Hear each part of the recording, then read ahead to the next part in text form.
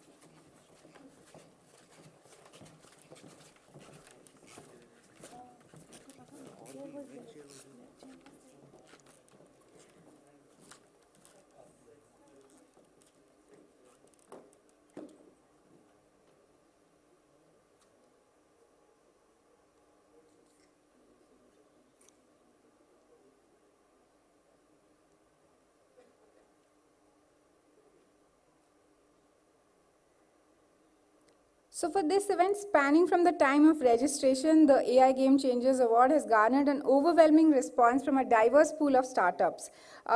Post that, a review committee comprising members from government, civil society, academia, and industry meticulously evaluated the submissions.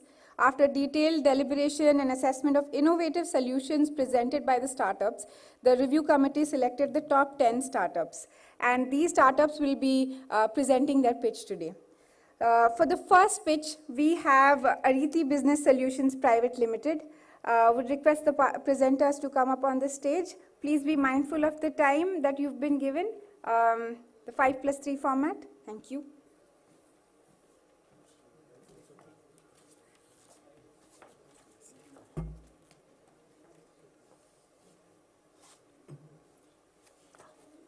It's up. Okay. I hope you can hear me. Yeah, great. Good morning, ladies and gentlemen. Where's the timer? You're going to start it? Okay. Maybe I assume it started. Yeah, good. So, welcome everyone to Arit Business Solutions.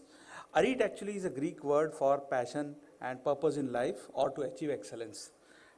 Today the presenters include myself, Dr. Swapna Sen and Swapnil Lonkar.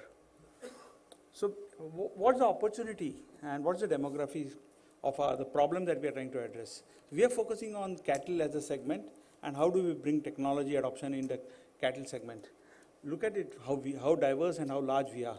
We are the world's largest milk producers, more than 308 million cattle, 53 breeds across the country, 80 billion farmers serving dairy industry, 5% or as recently Mr. Manish Shah put it, 9.3 lakh crores of revenue coming from this source. Whereas the growth, which is affected because of COVID and various other ailments, is falling short of the demand. This is a large opportunity. India is one of the largest producers of milk, largest consumers, and to a great extent, we are still having a demand gap which needs to be fulfilled. To this extent, we looked at what are the challenges that the cattle industry or cattle as per se face. There are four major challenges. Number one, missed reproductions. Farmers are not able to detect heat on time, they miss the symptoms, or sometimes they kind of do it at the wrong time and artificial insemination goes waste. There is a high level of sickness and mortality. Almost the cattle which have sickness and mortality get recognized very late. Some of them actually then are incurable to some extent. Yield, I think we lag far below the world average. Of course, it has to do with breeds and genetics and many more aspects. So I'm not claiming that it's only because of the quality of feed or anything like that, but still there is a significant gap as compared to other places. And there's absolutely no data available on the Indian breeds. I think these are the four challenges that we picked up to address, and we said, can we bring in a solution to this? So our solution, I'm going to play a very short video to explain it to you. Hi, this is Swapnil from Arid Business Solution, and this is my team. We specialize in IoT-based cattle health monitoring sensor device. As you can see behind me, we are installing a cattle net bed over a cow. It's same like our smartwatches, but for cows. This device monitors over 10 parameters of each cow every 10 minutes and sends it to our central server. This data is fed to our unique algorithms, which are then able to predict the possibility of any health issues such as high temperature, low rumination, high stress level, heat cycle, etc. This information is conveyed to Team Haribol as well as farmers for their timely actions and intervention. Thank you. So this is our solution. How does the solution work? We have given a small handout to you where on the second sheet you can see how the solution works. The data is sent to a gateway. The gateway to the sensor can be a distance of up to 350 meters. From there it works on our proprietary engine, AI engine called Cynthia. And from Cynthia we derive the insights which are then presented to the farmers on either, if there are large farmers, then they have web apps and all of that. Otherwise, for small farmers on their mobile apps, this is available in local Indian languages. We have currently introduced 7 local Indian languages: Hindi, Marathi, Tamil, Telugu, Kannada, Punjabi, Odia, and we will keep on Gujarati, yeah, and some more. So we'll keep on expanding these languages. And these notifications are supported by a group of veterinary experts who are available internally, who guide the farmers in case they are missing a symptom. And all of these testimonials which you can hear were also, some of these people also presented to Prime Minister just 2 days back about the experience that they have with this solution. I'm today going to unveil what is our AI engine looking like.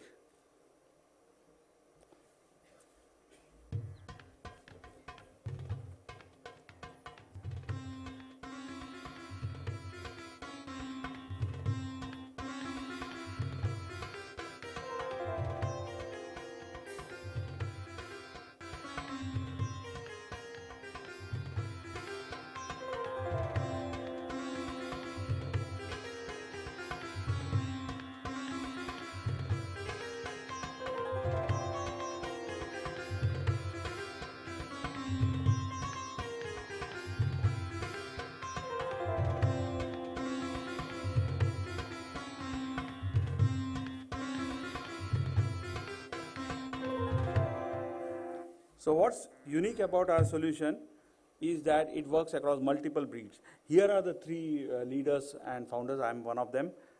We have all come out of a very rich corporate experience. I have worked with the Aditya Birla Group and prior to that Bajaj Auto, where I was instrumental in many transformational projects. My other co-founder, Mr. V.S. Sridhar, comes from the Tata Group, having led the VSNL integration and then Tata Communications.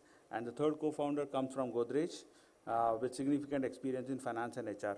We bring with us and with the team here right here in front of you, strength in terms of technology, strategy, people, finance, entrepreneurship. But not only that, we also knew we need strong experts to support us. So 2 of the largest organizations available in India, Bharat Electronics, BELOP stands for Bharat Electronics Optronics. Bharat Electronics has tied up with us for manufacturing our solution at scale.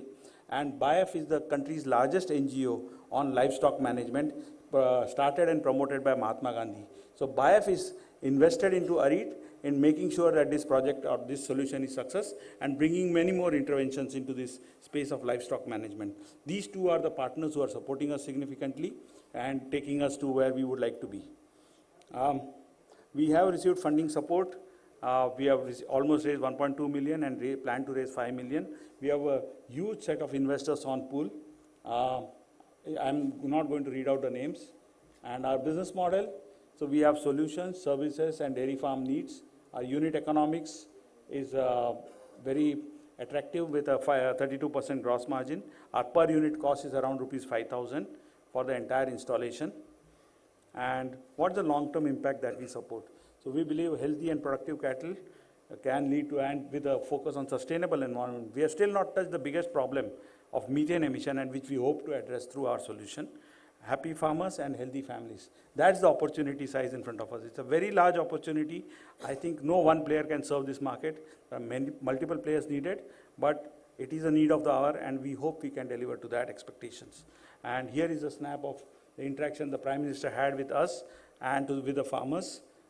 Because of paucity of time, I'm not going to play it right now, but this is available from Prime Minister's Instagram handle, where he spoke to the farmers and took their feedback directly. So that's from us. We are open to any questions that you might have.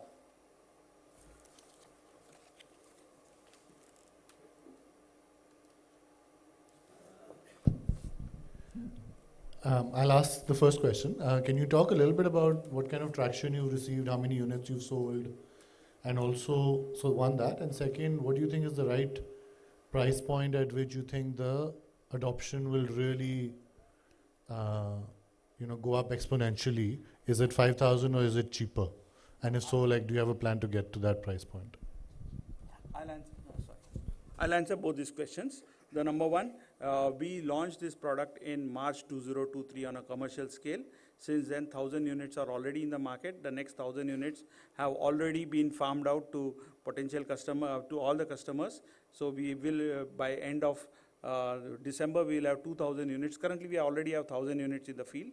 Another 1,000 units in the field by December, because large customers have already ordered out. By end of March 2024, we intend to bring in 10,000 units. That's our plan for this year, which would generate a revenue of about 6.5 crores Indian rupees for this current year. The second question, what is the price point? So one of the questions that we have tried to always answer is price is determined by the value that we generate. What's the value that we can generate for the farmers, and what is the affordability for that value that the farmer is willing to pay? I can tell you that we estimate a potential annual saving of up to 70,000 rupees, Indian rupees, and we said we'll price ourselves at 1/10 of that price to be able to generate significant ROI for the farmers. So that is how we came to the price point of between 5,000 to 6,000. But basis consistent feedback coming in from large agencies like NDDB and others, we have tied up with Bell Optronics for the same purpose that you have actually cast for. And we believe that the target pricing between 3,500 to 4,000 is the absolute perfect price for a product like this.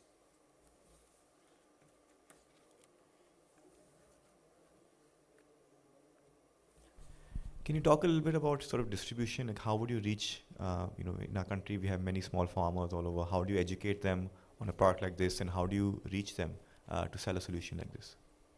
Yeah. I'll make an attempt first to answer, and I'll also request my colleague Swapnil to come in for a second.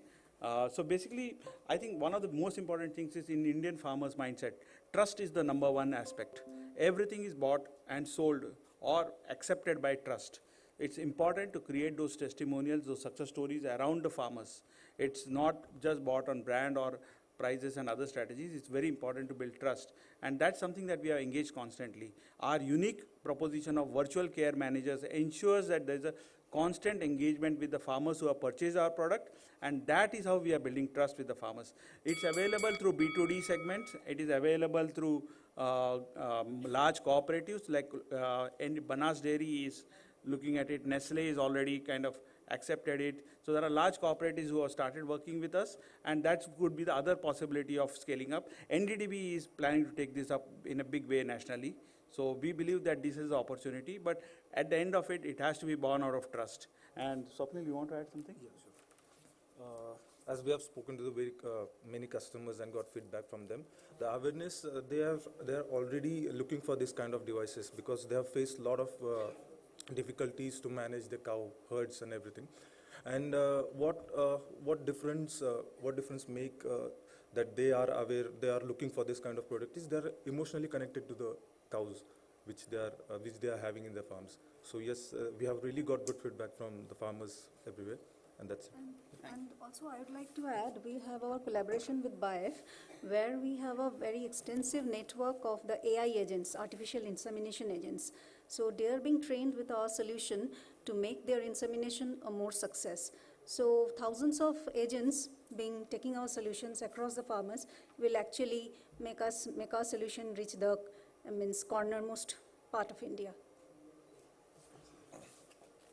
Thank you. It's okay? Thanks all. Thank you you for very your much. patient listening, and thanks for giving us this opportunity. Thank you.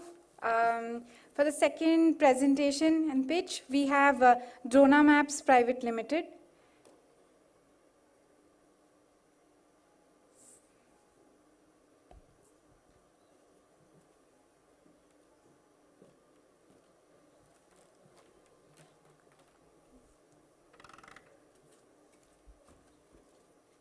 Oh wow, this moved ahead quickly. Good morning, everyone. This is Ayushi, COO and co-founder of Drona Maps.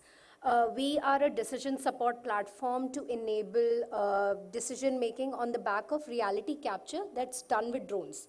We do integrate data with GIS, MIS, project management, and other tools to be able to help people make that decision. The first question arises, why drones? Why do you need something like this? This is typically required where either we are dealing with very large parcels of land, latest data is not available, and drones are an easy, inexpensive way to capture very high resolution data to be able to make these decisions. However, you will still end up with the problem of how to analyze this data, because over time, this is leading to a large quantity of data that is starting to come in. So, for example, I'm sure a lot of you have heard about the high resolution mappings that are happening in India across many thousands of villages. Typically, the problems that are arising is these are heavy processing. People are unable to access them on browser-friendly formats and unable to use that within existing work streams. This is the problem we try to solve. Our work has been published. At a population level, we have deployed UAVs and artificial intelligence with geospatial intelligence integrated within it for the state of Punjab, and this has been published in the compendium by Department of Administrative Reforms.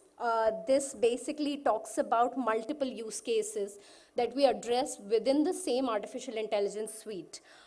This includes property taxes for over 165 ULBs, slum development for over 10 lakh people, COVID-19 response for 7 states in India, 133 districts, and also Amrut towns and integration with geodatabases for the same, mandis and rural link roads and highways across the country. Typically, all of this is sort of following this similar structure. At the bottom, you have data collection that is happening with a fleet of drones. We work with drone service providers who are collecting this data. We control how this data gets collected. So SOPs are typically defined by us, and we have systems in place to automatically check whether or not the data collected is following certain standards. Then we do map reconstruction, which is 3D and 2D maps, high resolution out of it. Beyond this point, we use AI analytics in conjunction with legacy geospatial approaches to extract information from it. And then this entire data set becomes a part of a dynamically updating geodatabase, which is shown at the end in a browser-friendly dashboard format. So the dashboards that you see here are for a highway use case that I'll jump into a little bit later. Over time, the screenshot that you have here is for slum development for, as I was saying earlier, for 10 lakh individuals in Punjab. Over time, we've seen an increase in the adoption of internet-based dashboard access for particularly this kind of data. From a business standpoint, we are usually working with a lot of private entities.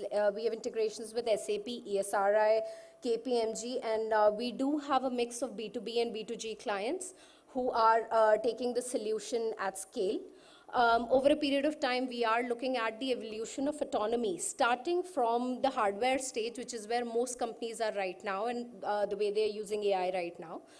Where we fall in is autonomous workflow, where we are integrating sensors, GIS, MIS, and a bunch of other data fusion that is happening.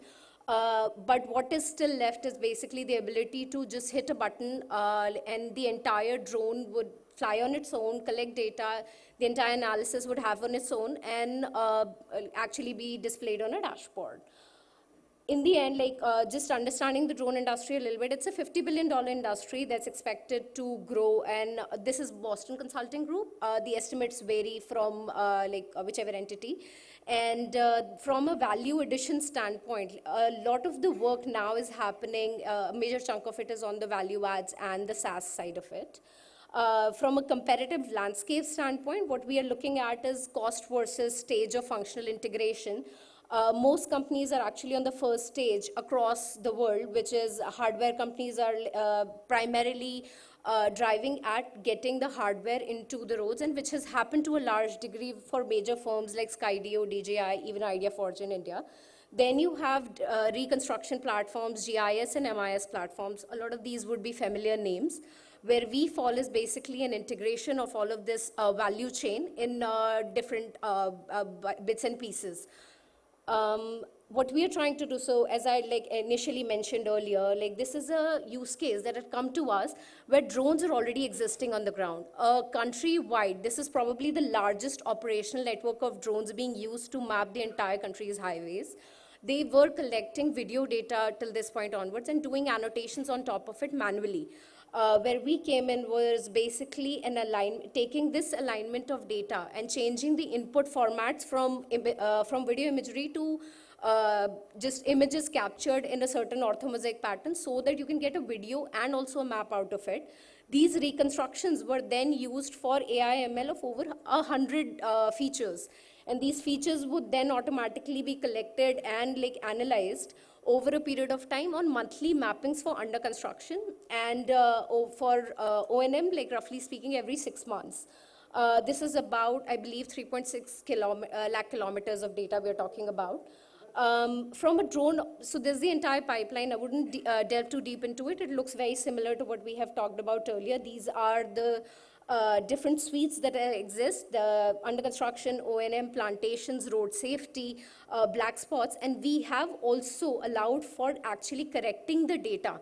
No AI is perfect, so we have created systems around it which make sure that this data can be corrected by the experts. So a riverine bridge, for example, is not misdiagnosed as a minor bridge, and these corrections would then become part of the retraining data set.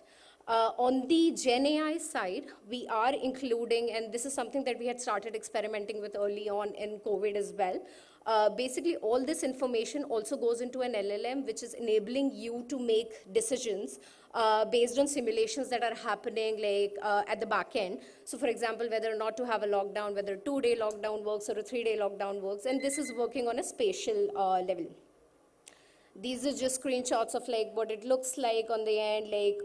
You have operations in many potholes and without potholes after they have been they've been worked upon, plantations and gathering of data for all of the highways. And this is an average understanding of how the data flow is happening. These are the checks in place, the reconstruction mechanism. This is the main AI engine, which is being used for training and retraining of data as well. And then you have the final retraining data being generated both by ground truthing and also by data collection on the ground. So that's us. We are a very small team of AI, ML, and geospatial engineers. Utkarsh and I am both co-founders who have started this company. We are Forbes 30 under 30. We studied at Johns Hopkins, came back to India, started this. We specialize in bringing emerging tech to population scale. And and we do have connects with our alma mater still, and we bring the expertise. So we are passionate about bringing emerging technology to the most rugged use cases in India. Thank you so much.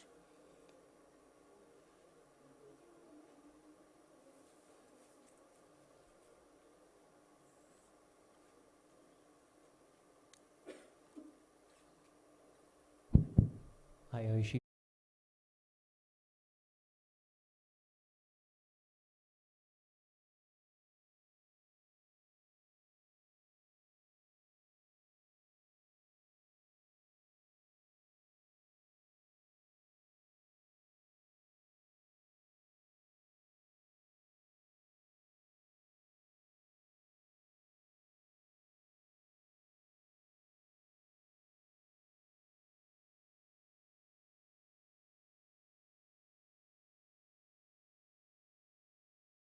market in such a way that we can work with multiple clients. So as of right now, we work with enterprises who have vested interests, like for example, ASRI, KPMG, system integrators, all of these like enterprises would have vested interests in clients in multiple portfolios where we can scale horizontally, and that has been what has been working very well thus far. However, we do maintain our own like sales pipelines as well. So what's the business model here? How do you make money? We charge on a, yeah, now I could see who is asking the question. So we charge on a deployment basis, typically speaking. So we release the platform for a reconstruction pipeline and realize that for something like this, it is probably required with very specialized organizations. So usually it's B2B, B2G. Usually it's on-prem. The largest part of it is licensing fee, which would be for a CR or plus. And then we would charge a variable quantity for per kilometer of data. So for example, the highway example you see, we get paid for every kilometer of highway analyzed on a monthly basis. So the average is somewhere around 20,000 kilometers on a monthly basis. 20,000 rupees a kilometer. No, we charge around 1,000 rupees per kilometer. So 20,000 into, yeah. And what's the revenue ARR if you have any? So for the first few years, 2019 onwards, we have been cash flow positive. We have, I guess this question would also come, so I'm answering it beforehand. We have seen a split of 70-30 in our revenue on 2020. So private was 70%, 30% was government. During COVID, this completely shifted to 80-20 with more in favor of government. Now we're like sort of coming to a 50-50 split again. Our revenue has been increasing 2x every year, roughly speaking. This year, I'm expecting a revenue of around 4 CR, but a jump to an order book of around 15 CR for next year. Thank you. Can you talk a little bit about some of the other players? Like, is it really true that there is no competition here? I wouldn't say there's no competition. Like if you bring in if somebody had to replicate the entire offering, they will have to bring in a lot of players with bits and pieces available. So for example, in the US, there is Drone Deploy, which is the largest provider of B2C drone reconstruction. And the AI bit of it is not as mature because it's largely aligned towards a developed country, smaller data set. The way India is using drones is slightly different than how developed countries are using them in terms of scale, primarily because of the need involved in it. And the other side of your question is like, what about like players in India? Most of them typically are not working. They started with drones and services. So largely speaking, the AI segment of it has very few players who are as yet doing like data integrations and AI segment. Yeah. A lot of this off-the-shelf AI algorithms are also only trained on satellite data. So you will need a very unique set of opportunities to be able to actually do this specifically. Yeah.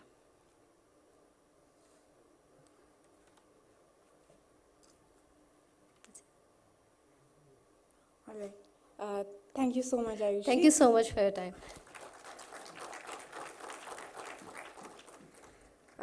Our next presenter and pitch is from Gen Robotics Innovation Private Limited. Request the participants to please stick to the time limit given.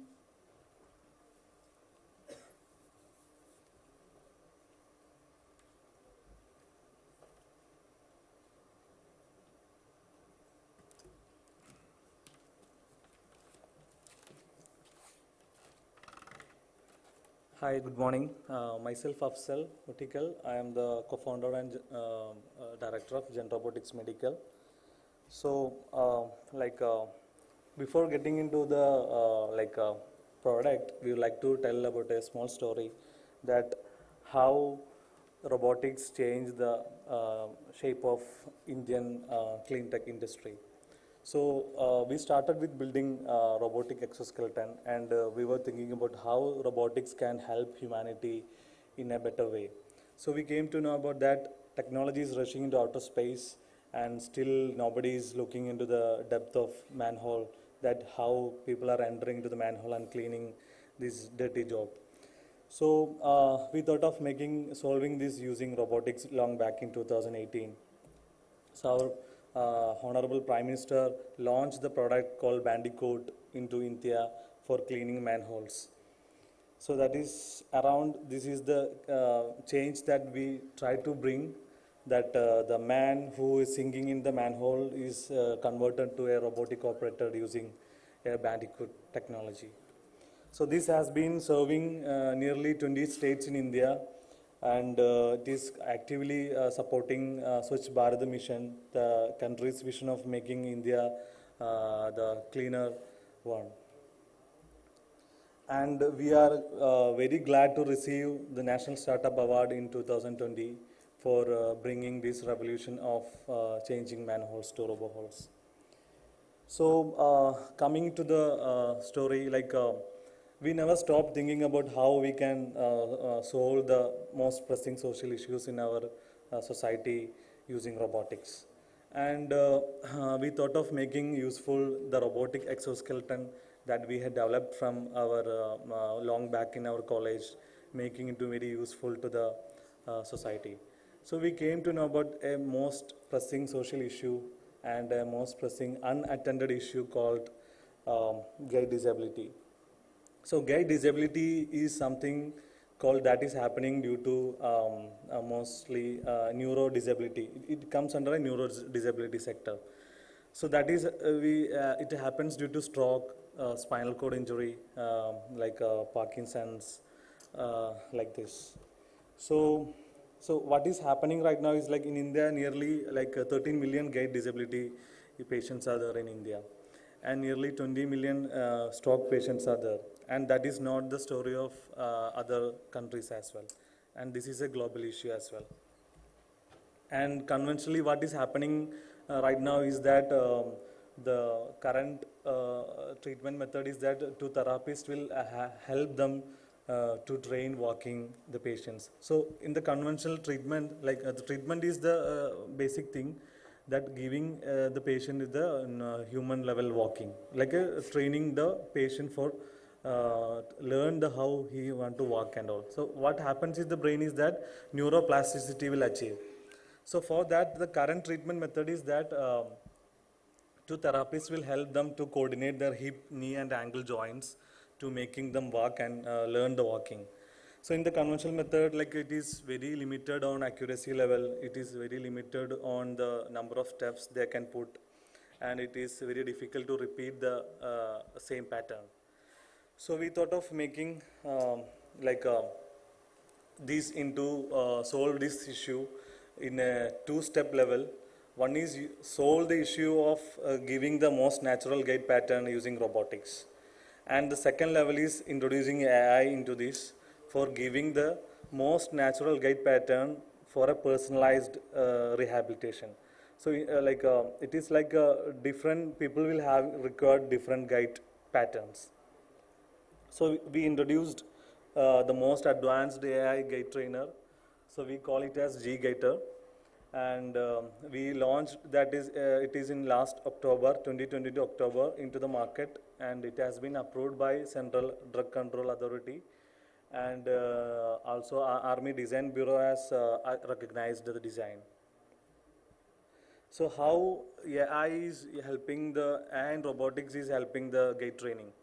It's like a highly accurate natural gait pattern we can provide through AI, and we can able to maintain consistency and accuracy in the gait pattern. For therapists and doctors, they will get better monitoring and better advice on the treatment methods. And the efforts, very simply we can say, if in the normal conventional way, we can't understand how he is putting an effort, we are not able to understand his improvement and all. And we have added a lot of safety features for the patient safety as well. So basically how AI is providing the help in the physical therapy. It's we introduced AI for understanding the gait analysis, and also with the AI we are able to provide the most personalized gait training. And not only AI, we have introduced VR technology. Mostly these people will be bedridden for a long time, and there will be lack of motivation. And we introduced the most new technology called G-plot. These movements and all things are introduced using the pneumatic technology, and that is first time in the country. And these are major clients: SP Welford Hospital, Astor Group, Tunnel Brain and Medicity, and General Hospital. Mostly our business are happening with B2B and B2G, and we have a sales model on outright sales model. We have done nearly 4 installation in a year. Nearly 1 million steps, robotic steps, as provided through G-Gator. And this small video. The true freedom of life lies in the ability to move one's body independently and unrestrictedly. Yet, this freedom of mobility is being challenged by the increasing number of people affected by gait disabilities. In India, 13 million people live with gait disabilities, with over 8 lakh in Kerala alone. Shockingly, there are only 0.59 physiotherapists for every 10,000 people across the country, highlighting the immense challenges faced by those in need of mobility assistance. However, this cannot be forever. In the journey to solve issues existing in our society with robotic solutions, we have engineered the ultimate robotic gait rehabilitator, G-Gator, to guide you towards your dream of walking again a reality.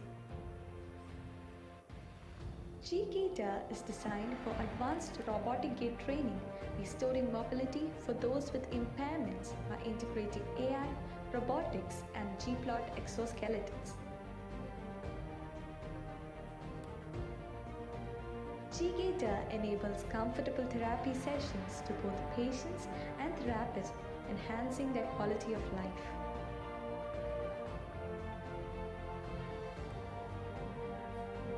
Partnering with major healthcare providers including Astor Mother, SP Welford, General Hospital Trivandrum, and Tunnel Brain and Spine Medicity, we envision to fill the gap in the physical medicine and rehabilitation, and make robotic rehabilitation accessible to all people living with gait disabilities. G-Gator assures a novel rehabilitation experience to patients, therapists, and doctors. Together, let's harness the power of robotics to advance healthcare for the well-being of humankind.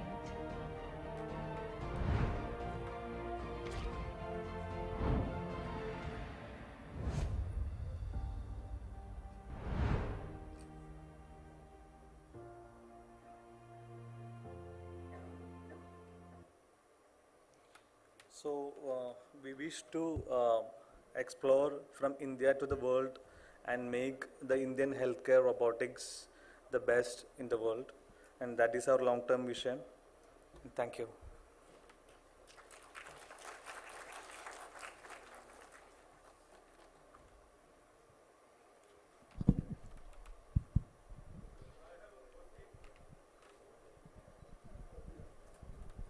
Yep.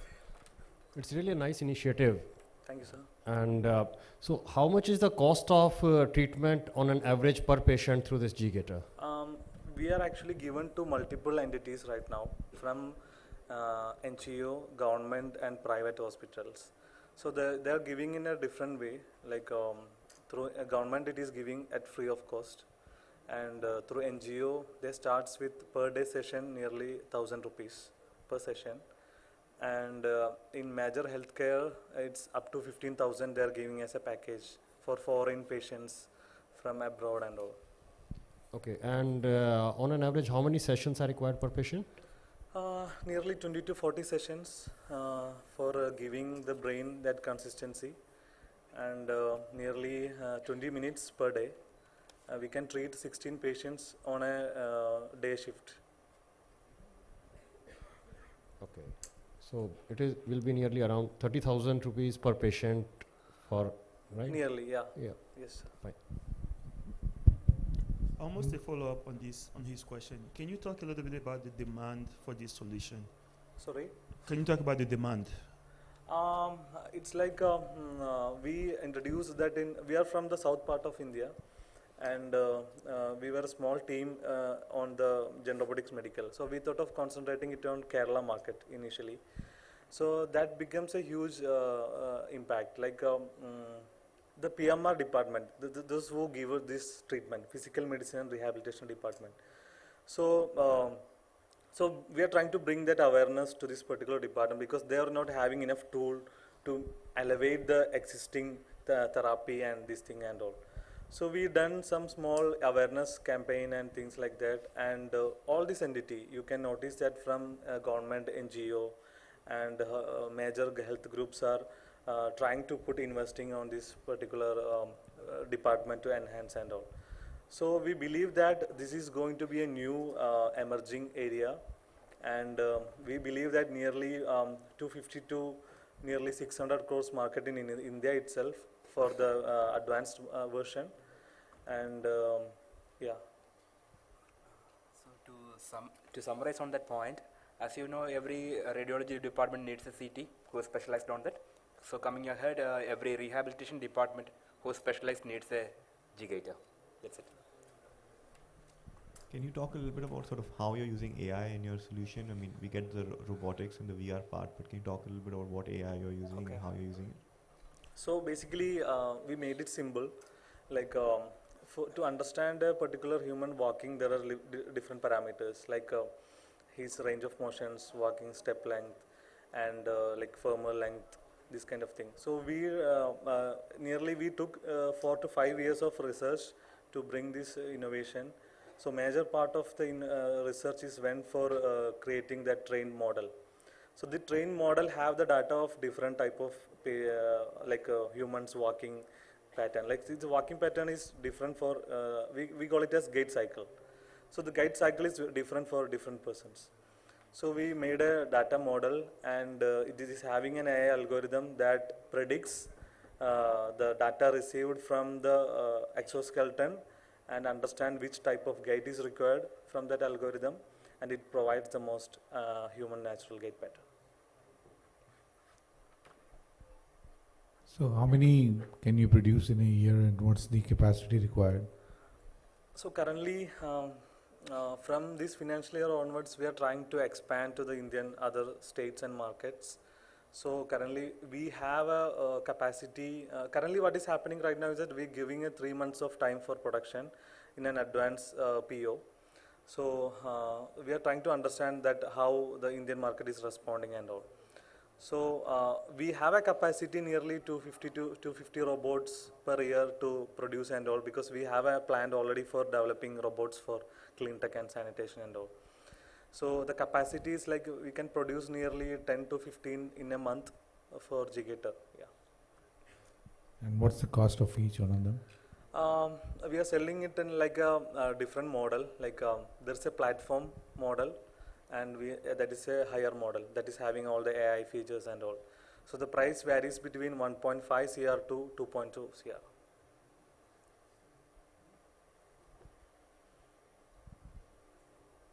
Okay. Thank you. Thank you. And yeah. Jai Hind. Excuse me, one more please. So this 1.5 CR is the market price or the production cost of one machine? It's a market price, sir. And what's the production cost of this one machine? I just want you to know the percentage of the margin which you are having. Yeah, there's what we can say. Yeah. Approximately comes to 30%. 30%, yeah. 30%? Yeah. All right. Okay. Thank you. Thank you very much, sir.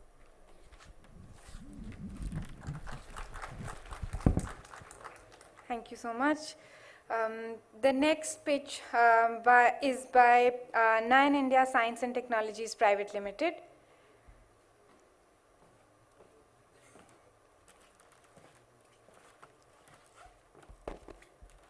Good morning.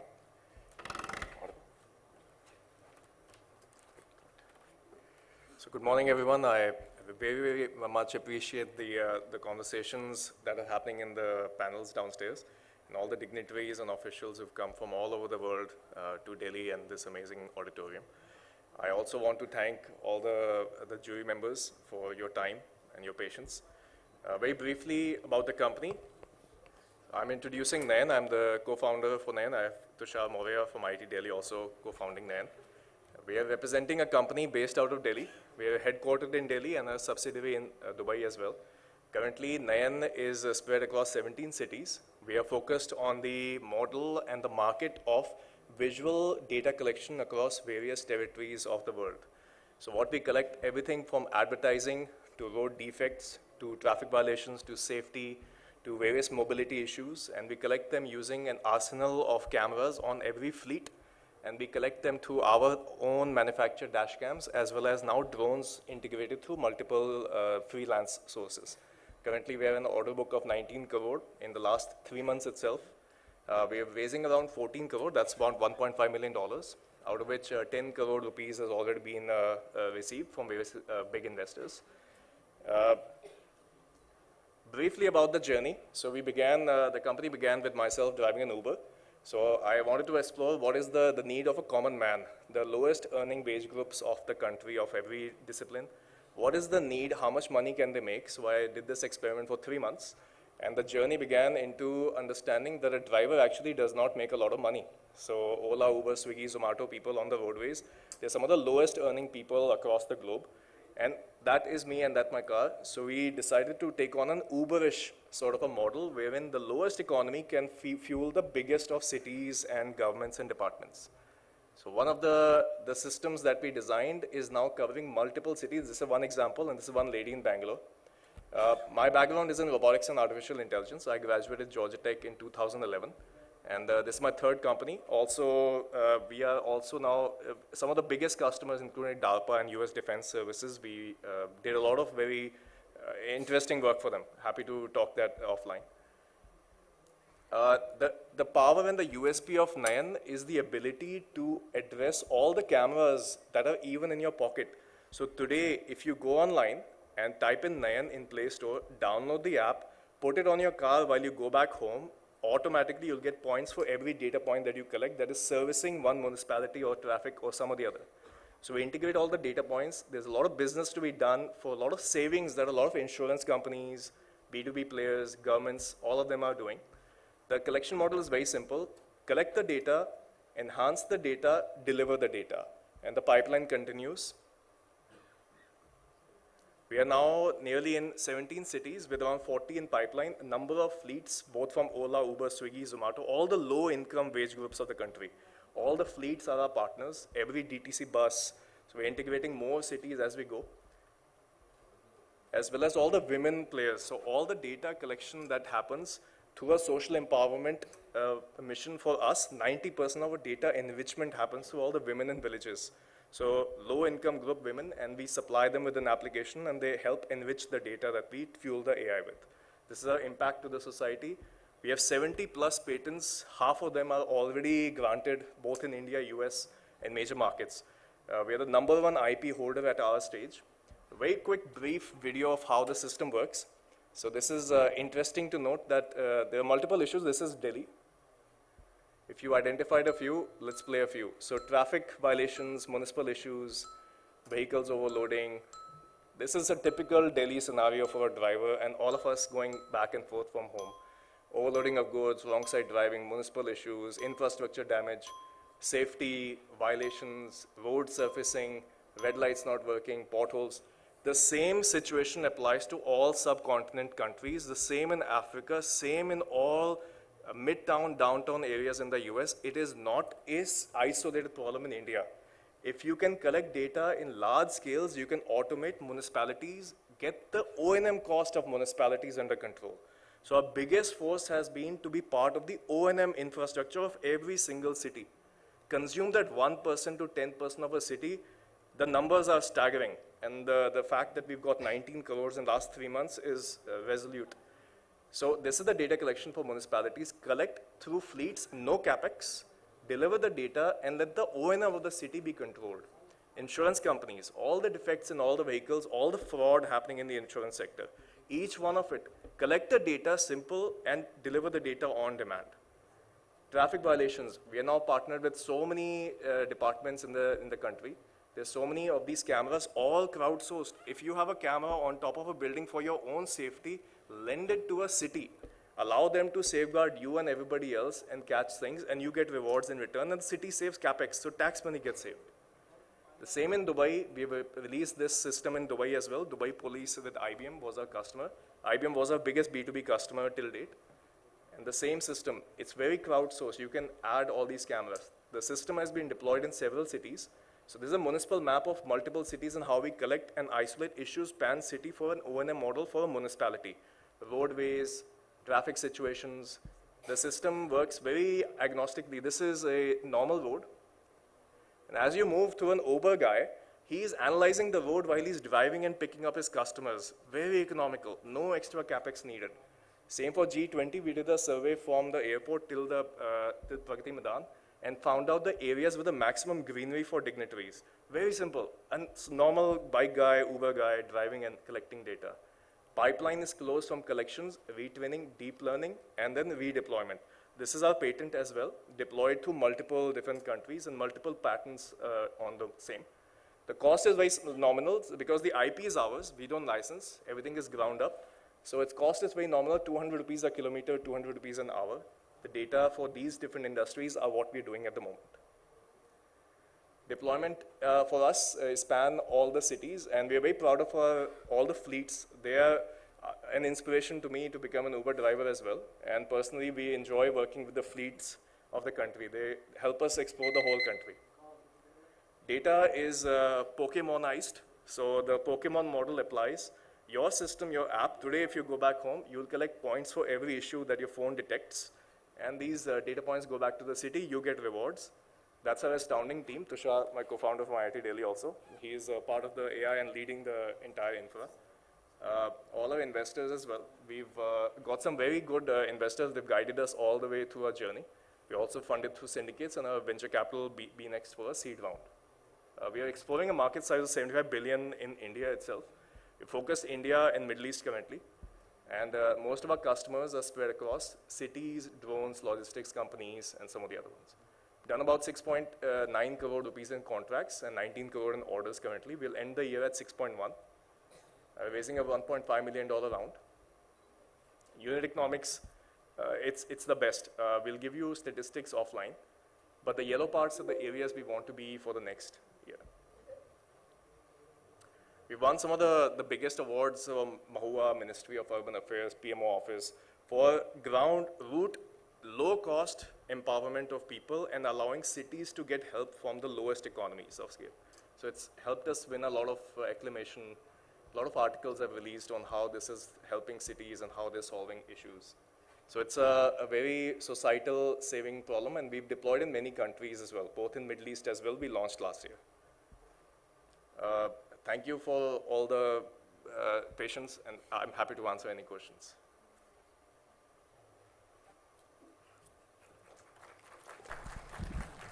The obvious question is about privacy, so please answer. So what happens with under the local laws of the country as well as GFRA, both in Europe and the US, you are not allowed to identify someone. So no personally identifiable information. But municipal is mostly concerned about road potholes, garbage. So as you drive through the system, the AI on the apps is detecting the things of interest for an end customer. Could be a pothole, garbage. The rest of it is obfuscated, delivered, obfuscated to the end customer. So there's no identity theft, or even though if you hack the link and you get the data, everything is already blurred and the links expire. There's a lot of security protocols that we've put in place. So privacy is taken care, unless it's a government department like a security department asking for someone's picture, then we have that provision. I'm sure you guys must be tracking the EU AI Act. They just had something big on using people's face and using that for demographics. And as you know, some of those laws may be adopted in other countries, so just kind of watch the privacy stuff. Oh, you mean our networked people who are working with us?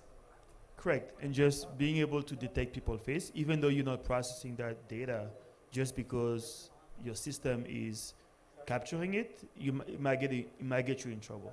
Oh, so it's similar to the GFRA guidelines permitted for Google Street View in India and multiple, even Europe. So you can see Google Street View, but all the faces and plates will be blurred. So the laws have allowed street view and survey of cities without identification of data. We've also done one deployment pilot in Austin, as well as one in Vienna. Even in Africa, Nigeria, we're doing one pilot right now. So long as the faces and the plates of any identifiable information is not present, the data can be released to a focused one-on-one customer. But we're also doing advertising. So a lot of advertisements pan-city are going to B2Bs, purely McDonald's versus Raymond versus Maneuver, and Nike versus Adidas. So you can do a lot of comparative analysis for data. But so it's not restricted to only O&M for business, governments or anything on those lines. It's a SaaS platform, built for a kilometer, built for a data point, and delivered for whatever you want. It could be advertising, could be potholes, could be a school bus driving crazy, your own maybe car getting stolen. So it's very focused on end-to-end customers, so purely SaaS. Right? Hi, I'm Mei-Lin Feng from the People-Centered Internet. Your answer about privacy talked about anonymity, but you also in your presentation talked about insurance companies, traffic violations. Yes. Clearly for monitoring those kinds of things, you have to actually track people. I wonder actually how much you are using or learning from what's going on in India with the data empowerment protection architecture deeper, and how this all works together. Very good. So that question can be answered simply that traffic violations are only done for a government traffic department asking for that part. We normally at NAYAN focus on municipals, B2Bs, survey of defects, infrastructure, and so on. That is a native business, advertising and so on. But if the government players come on board and they said, we are spending 10 crore rupees, could you do it in 1 crore? Can you help us fight these traffic violations?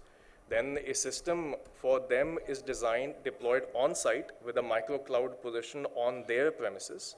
The data goes to them. We deploy a team there as a single unit. We've done this same for Ahmedabad, now Bangalore and some other cities. So we are not doing it voluntarily. It's done on demand on the customer site. What we do, we play Pokemon. So collect defects on issues and advertising and deliver it to businesses. Nothing to do with traffic violations or safety or any of those, unless there's the government asking for it. So what is in it for people who are collecting data? I'm here, right in front. So, hi. So data collection, you get points depending on the demand. So let's say if Nike wants to fight Adidas or Maneuver wants to find Raymond, they want to know, I'll give you points every time you find a Raymond advertisement on the roadway. So if your phone detects... I'm talking about the potholes and... So if the municipality wants potholes on a priority against garbage, so the point system for potholes is higher. If the garbage system goes up because some event is coming up, the points for the garbage goes higher. So it's a stock market. So as and how do I redeem those points? you redeem in cash on a daily basis directly to your bank accounts or wallet or Paytm wallet. And municipality pays for it? NAYAN pays for it. The municipality pays NAYAN to manage the fleets and so on. And how much is that part of your cost? So we net every project. I'll disclose, we are netting above 50%. The margins are significantly high. Our gross is almost 80% plus. So the net is very high. All the data collection is actually very, very nominal because there's no capex. The data belongs to the fleet and the fuel belongs to him, car belongs to him, phone belongs to him. It's only an app that he downloads, so it's very low cost for us. And points system can be kept as low, 20 paisa, 5 paisa per point and so on. So, but they accumulate about 5 to 10% of their monthly income on a month. So it's very catchy, very sticky. So, yeah. All right. Thank you so much. Thank you. Thank you, everyone. Thank you. Next up, we have Neodocs Healthcare Private Limited. Again, just a reminder to just try and stick to time. Hi, good morning, everyone. My name is Nikunj Malpani. I am one of the co-founders of Neodocs. we are leveraging AI to build low-cost diagnostics on any phone. Neodocs was started by three of us, Anurag, Prateek, and myself. All three of us are alumni of IIT Bombay. Now, even though we are from the same college, our experience is very different. Anurag has been a three-time medtech entrepreneur. He's built two other healthcare startups previously, one in software, one in hardware. Prateek, on the other hand, has been involved with AI/ML. He's worked with leading US banks, helping them solve for credit card fraud detection models. I, on the other hand, worked at a consulting firm called Bain. And in this endeavor, we've been guided by some amazing advisors, one of them being Dr. Rohit Srivastav, who till recently was the HOD of Biomedical Department at IIT Bombay. Now, we all know health tracking is becoming a cultural phenomenon globally. We are exercising more often, we are taking more healthy alternative supplements, and we are testing more often. And no, this is not just a Western phenomenon. This is happening in India as well. We are getting proactively tested more often, home sample collection is increasing, we all want results faster and faster. And at the same time, the diagnostics industry has evolved in a very, very interesting manner. 50 years ago, diagnostic labs were set up. Around 15 years ago, we started having this home sample collection model where a phlebotomist comes home, collects a sample. 10 years ago, we started having fitness wearables. And today, the time is right to build your own diagnostics on the phone. And we're leveraging AI to replace the lab machine with a phone camera while retaining the same clinical grade accuracy. This is how it works. We have a test card. You can see it in my hand also. It's this tiny little test card. This one is a urine-based one. You dip the bottom part in urine, take it out, click a photo using our app, and in 30 seconds you have the results. It's as easy as that. We're currently live with multiple test products. In urine, we have something for early detection of chronic kidney disease. We have something for instant detection of urinary tract infection. We are also detecting high-risk pregnancy. And next, we are moving into blood. We are building various things like vitamin D, lipid profile, HbA1c, also other tests in urine and saliva. My colleague Yash will pass on a few samples now. Essentially, we are building a tech platform that can read almost 80% of diagnostic biomarkers using a smartphone. One of the interesting customer acquisition strategies we are adopting is a AI-based smart report analyzer. You can upload any medical report. Within a matter of seconds, we revert back with a much more simplified version along with non-medical next steps. Talking a little about our go-to-market strategy, we are heavily B2B focused as of now. We are working with doctors, pharma companies, with some of the leading names like AstraZeneca, Bayer, Cipla. We are also working with the government of Maharashtra, government of Rajasthan. We are also partnering with a lot of other healthcare companies, nutraceuticals, fitness, women health, and also we have presence across e-commerce. I'll deep dive into two of them. We partner with pharma companies. We find synergies with pharma companies. We partner with them. Their fleet on street help us distribute these kits to thousands of doctors across India. This enables doctors to do low-cost, instant testing in their clinic, essentially diagnosing more and more patients. The market size increases. Doctors are happy, pharma companies are happy, we are happy. So this is how the model works over here. Second, with the government, we have deployed our kits at more than 150 PHCs and primary health centers and sub-centers across Nasik in Maharashtra and Ladnu in Rajasthan. We are doing paid projects. We have identified more than 2,500 high-risk pregnancies, more than 400 chronic kidney disease patients. We've been backed by some leading investors like Omidyar, Titan Capital, 9 Unicorns, founder of Cloud9 Hospitals, founders of 1MG, Apollo Hospitals, Narayana Healthcare. Thank you. I've got time remaining, so I'll use it for a couple of more things. So this is how the technology works. We basically are using two kinds of technology, lateral flow assay and colorimetric assay. Now, both of these are based on color changes or intensity changes, which till now used to happen in a lab machine, and we are replicating the same thing using a smartphone camera. Two of the major risk factors is external lighting conditions can vary, and second, phone camera lenses are different. So we are using AI/ML in order to standardize all of these images and give you the right value. We use two different applications. One is for the customer. The one you see on the left is for the customer. If you take this test home, you do this at home, that's the one for you. And the second one is for healthcare providers, doctors, paramedics, or their assistants. They do the test and they share the report with you. We have filed for various patents. We've received all the certifications. Of course, after we did that, the question was about accuracy. We've done a clinical validation study at Sion Hospital in Mumbai, achieving a specificity of 99% and sensitivity of 96%. Another study is currently ongoing with AstraZeneca at Manipal Hospital in Bangalore. Thank you so much.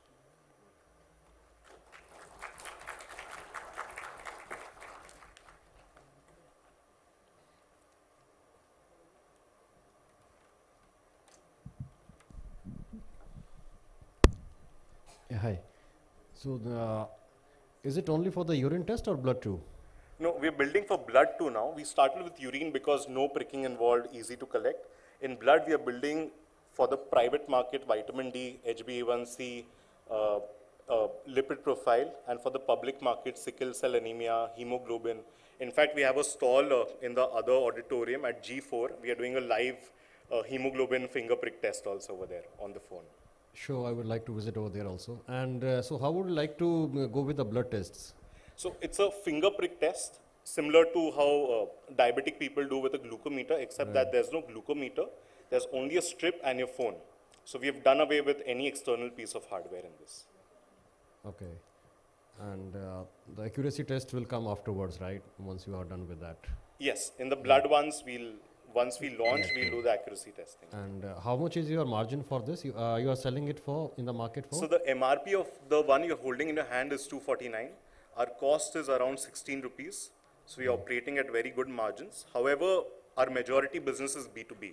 So we give it at between 80 rupees to 100 rupees. Still operating at a very healthy margin. All right, great. Thank you.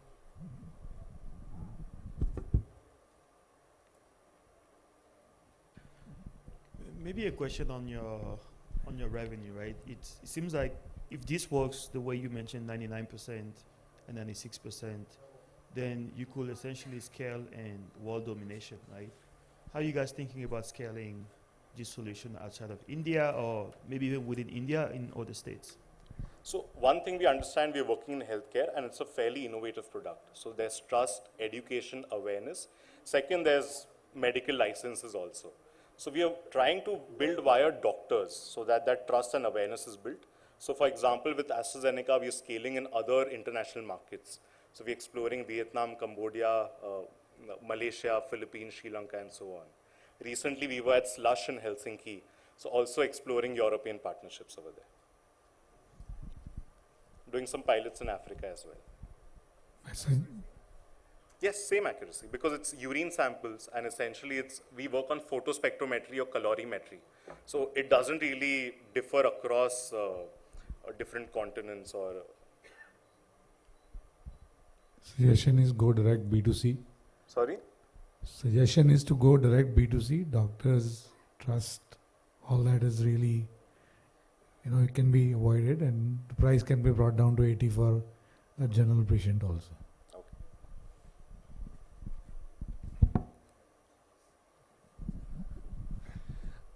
Okay, I have one more. Here it is. Yeah. So how are you planning to compete with other market players? For example, those having those in the market, the pregnancy test kits are there and the diabetes kits are there. So how you are planning to compete with those? It's funny and that because the price seems to be relatively cheaper as compared to yours. Yes. It's funny that you mentioned that. Just last month, we launched our own version of a pregnancy test kit. One of the major problems with pregnancy tests is that a lot of people are unsure whether they have done the test correctly, what does a faint line mean, and so on. I'm sure all the recent married couples might agree to that. Hence, we've launched a test kit extremely similar to Prega News, that is the market leader, except that we have a free app on top of that. So this one is not a pregnancy test. Here, people assume us to be competing with diagnostic labs. The pregnancy tests are much cheaper, and that's a different test. The diabetes was also? So in diabetes, we are not doing blood glucose. We'll be doing HbA1c, which is the right metric, the 3-month average. The glucose is a very fickle parameter. It can, from morning to evening also, it can rise up and down. So we'll be doing HbA1c in that.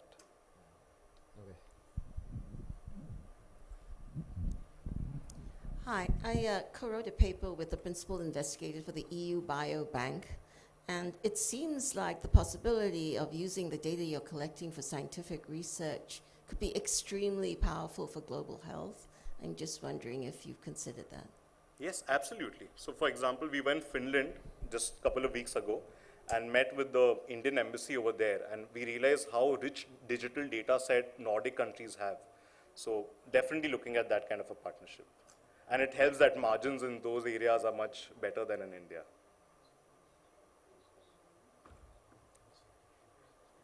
Yeah. Right. Okay, thank you so much. Thank you so much. Next up, we have Newsera Tech Labs Private Limited.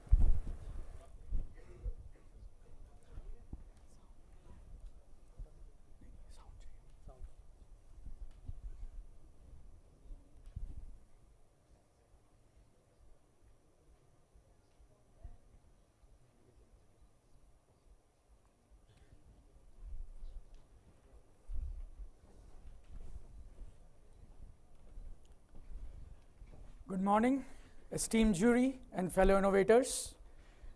I represent Newsera, and we are revolutionizing news with AI. The larger vision at Newsera is to envision the community which is informed and connected. My name is Shrey Sharma. I'm the founder and CEO of Newsera. Little bit of a background about me. So I graduated from IIT Kharagpur. I did my bachelor's and master's in computer science, where I presented my original research paper on analyzing facts and knowledge bases.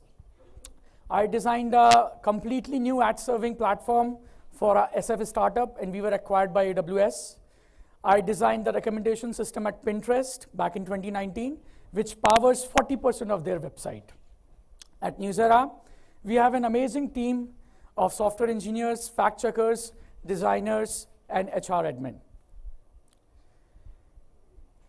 So almost 1 in 2 Indians every day are affected by fake news. People are not trusting the traditional media. The trust is declining. Due to the lack of personalization, we end up by having either too much information or too little of an information. All of these factors combined are driving down the news literacy to an all-time low metric. Introducing News GPT.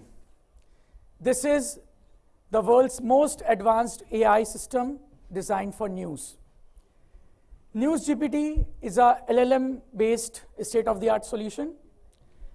It understands what the news is from the internet. It recognizes what a news content is. It does the extraction. It maintains the history of publishers to determine their trust score. We have built some amazing guardrails here to prevent fake news, to reduce bias, hallucinations, to improve safety, privacy, and with our human-in-the-loop solution, for the most extreme cases, we are ensuring a very high level of certainty that we filter out the fake news. Overall, the model is multimodal, which means it can produce text, image, audio, and video. It is highly personalized. We are designed to be multilingual, but we are offering 2 of the languages in the pilot program, English and Hindi. Overall, NewsGPT has huge potential both in B2B and B2C segments. We have started with our B2C.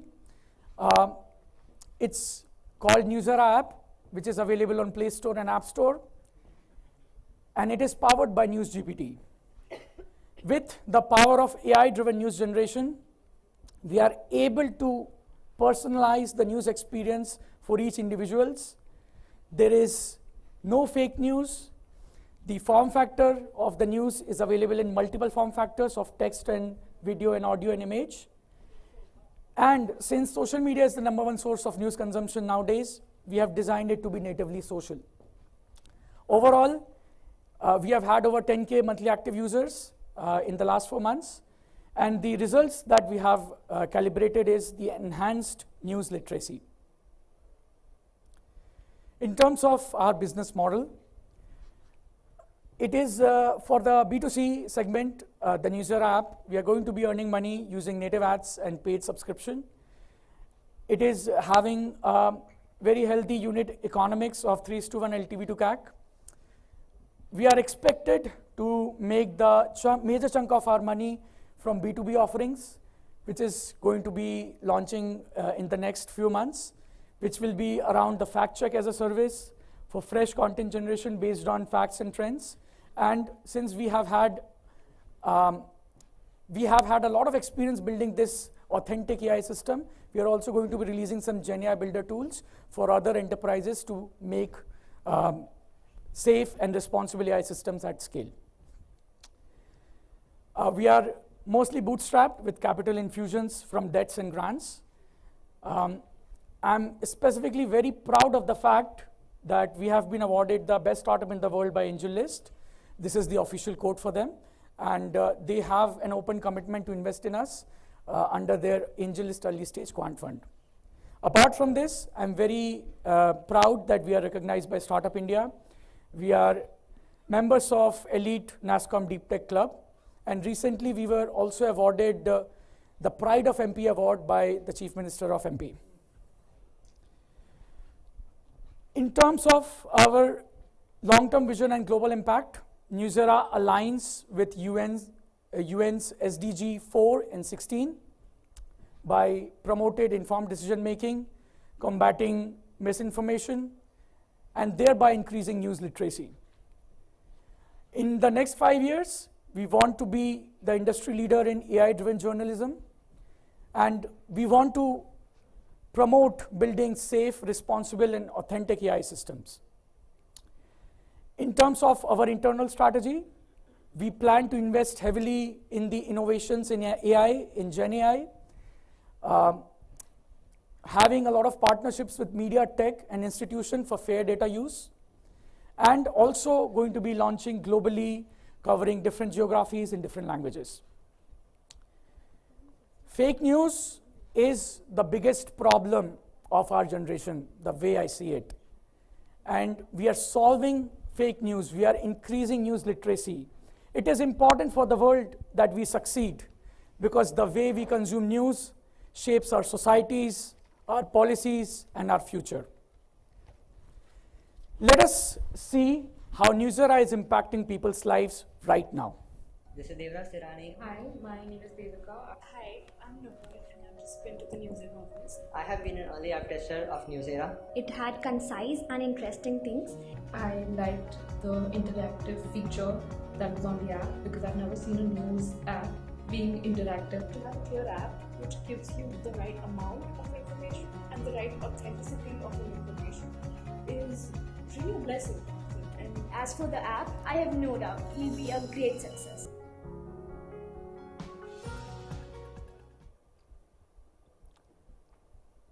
So stop by booth G7 at the Expo and talk to us. News GPT, the potential of the technology is immense, and we are going to be one of the industry leaders and disrupting how the news is generated at these present times. Thank you very much.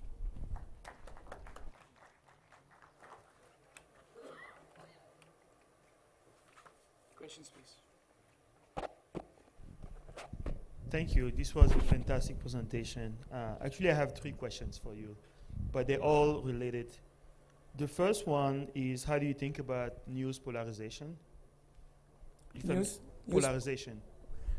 So we typically deal with the hard facts of the news, and when we scan the news, we extract all the hard facts, and that is what our news is based on.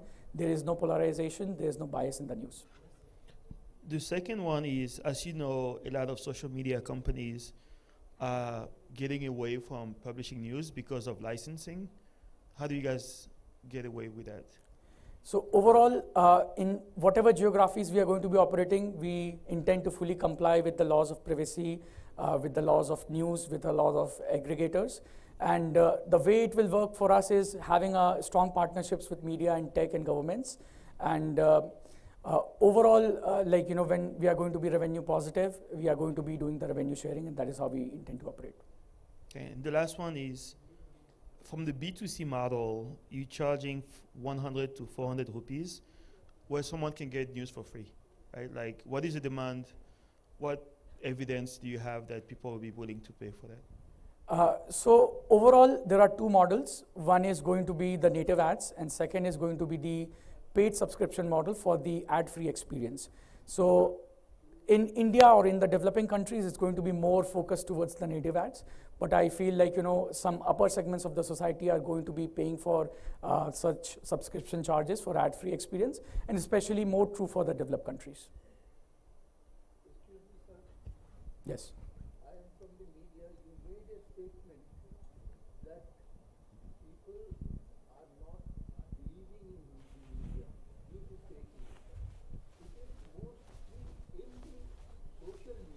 Yeah.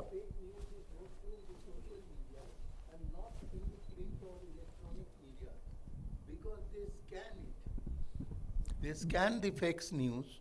Fake news is in the social media. But you said about print media, that is wrong.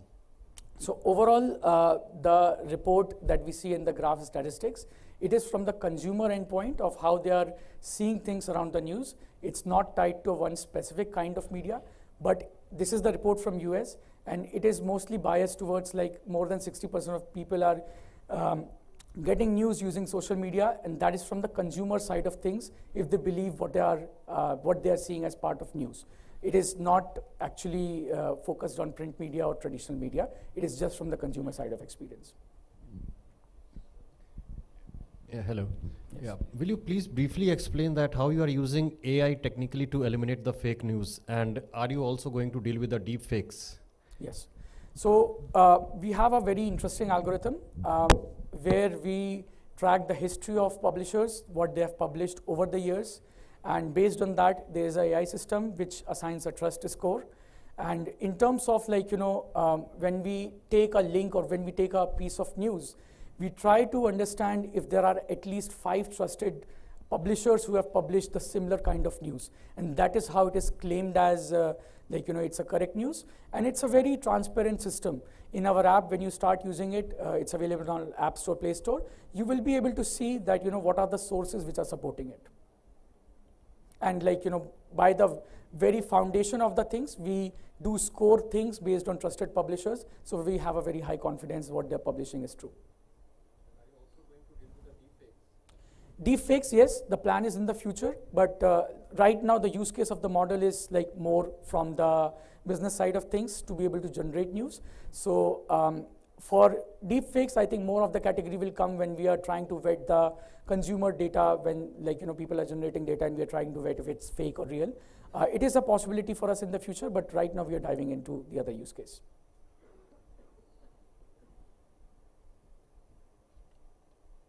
Any more questions?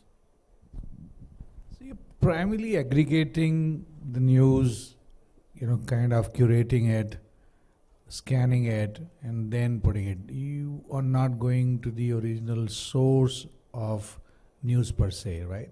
Yes, that is correct. We are going to be forming data partnerships for the original source of data. So is it right to say that you could also do a B2B model where you give a feedback to the other medias, giving them, you can just be a SaaS model for that matter. Can you be? Yes, yes, that is definitely on the cards, and I think that is the major source of revenue in the future for us. Also, not just the fact check as a service, we are going to be working with a lot of news data. So the kind of LLM that will be trained for news generation or news, any of the use cases in the future, this model is going to be better than all the LLMs out there. So which one is a better case for you? Is it the B2C model or it is a B2B model? Definitely B2B From a model. B2B model. Yeah. I thought so. Thanks.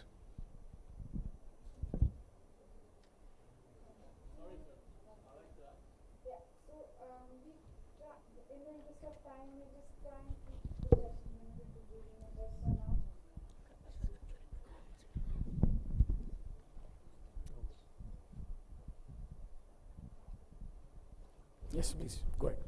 Okay, thank you very much. So I would like to ask, how can you be sure that the news that you are presented are actually not biased? Because like a quick example, in every government around the world, there are some sources of news that are in favor of them, and there are others that are against.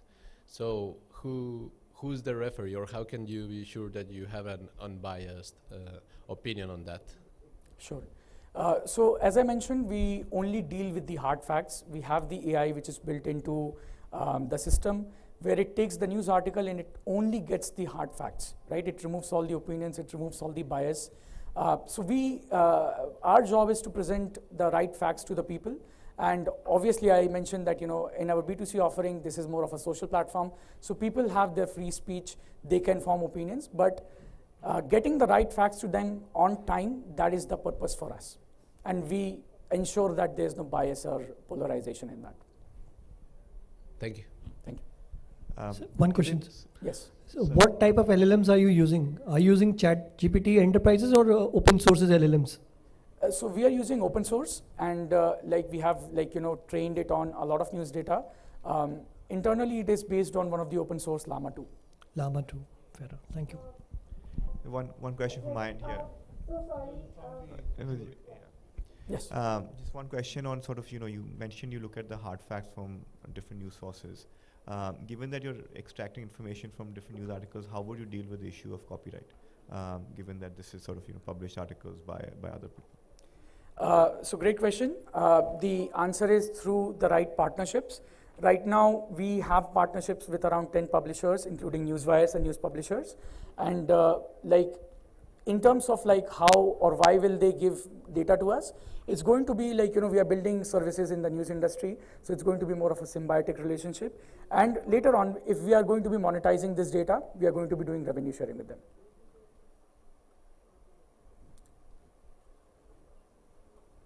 Any more questions?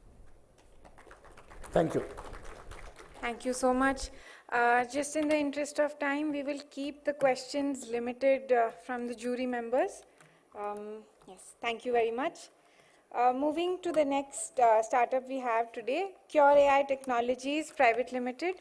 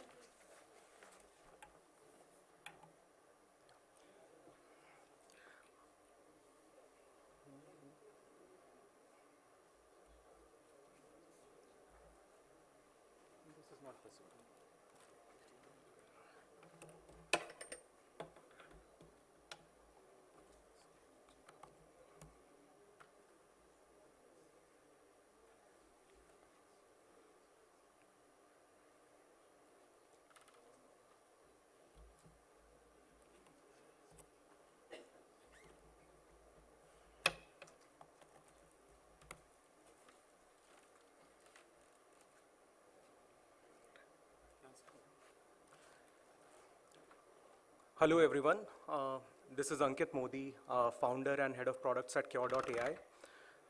Thank you everyone for taking the time to listen to our story.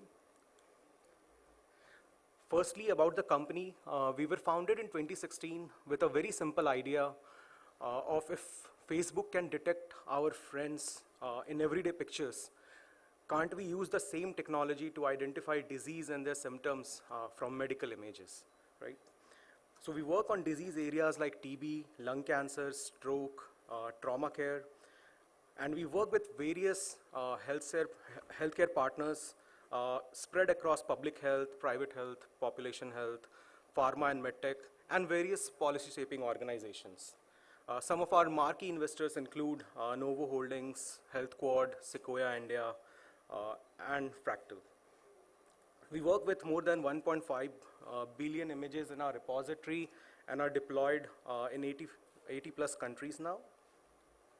Coming to the problem statement, what we have seen is that the global TB burden, like more than 1 billion people have the TB bacteria, 10 million patients are feeling ill due to TB, and greater than 1 million patients are dying because of it.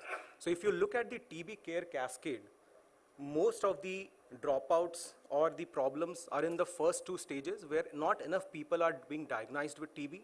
If they are diagnosed, then the last three stages, there are a lot of dropouts in treatment monitoring, follow-up management, etc. India has set up a more aggressive goal than the world, which is 2030, but India's goal is to eradicate TB by 2025. And we'll talk about how Cure.ai is solving some of these issues in the care cascade. Coming to the product, we call our chest X-ray AI algorithm QXR, which is an autonomous read of a chest X-ray. As you can see, it can highlight areas of the chest X-rays which are abnormal, create a natural language report, and alert doctors about patients who are susceptible to TB, lung cancer, heart failure, etc. This takes care of the problems of the first part of the care cascade where not enough patients are being diagnosed, because just sharing some numbers, in US there is one radiologist for every 10,000 people, while the same number in India is 100,000. We also work with countries like Lesotho where there is just one radiologist for the entire country. So there's severe lack of expertise in reading radiology exams, specifically chest X-rays in our scenario. The second part of the solution is the mobile and web-based app, which takes care of everything else except AI, which basically means that it digitalizes the program of TB screening. People can register patients, they can collaborate with each other, they can fill out forms, and then the program managers can also monitor the efficiency of the programs. And that's done through the dashboards and real-time notifications that we provide.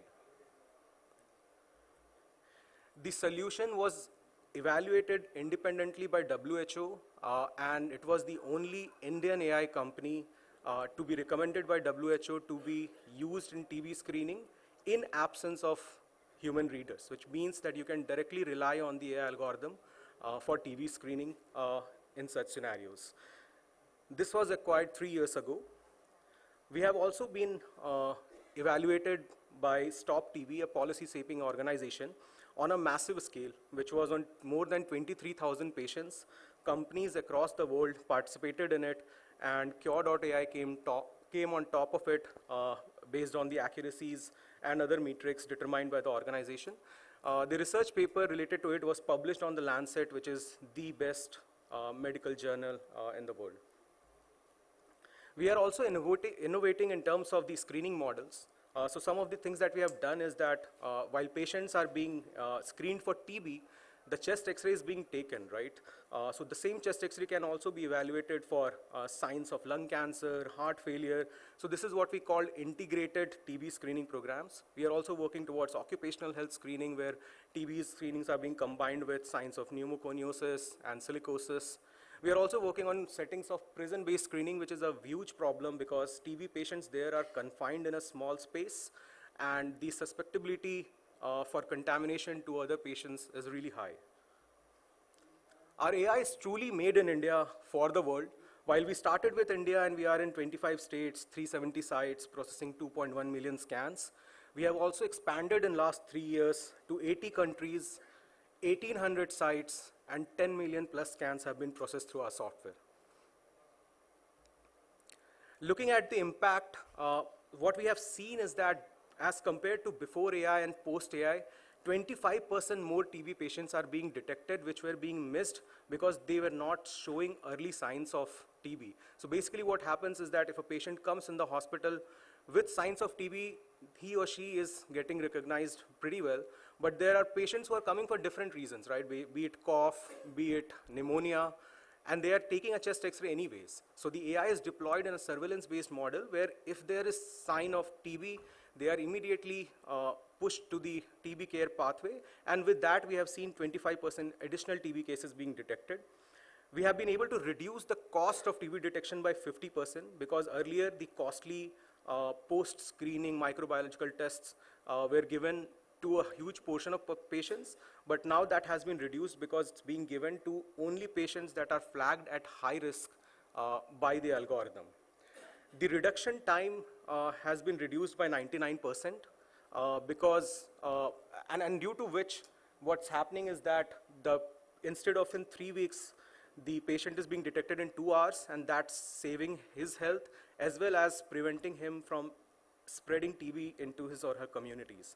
Our business model is, we do direct sales with public health implementation partners, indirectly with distributors, and donor-funded projects like USAID, UNITAID, and Global Fund. The team building it, so we are a 4-member founder team. Prashant Warrior, CEO, is a serial entrepreneur, having sold and built AI companies before. I have 10 years of experience in building AI products in my lifetime. Preetham, Chief AI Officer, and Rohit, Chief Commercial Officer, are from IT Bombay.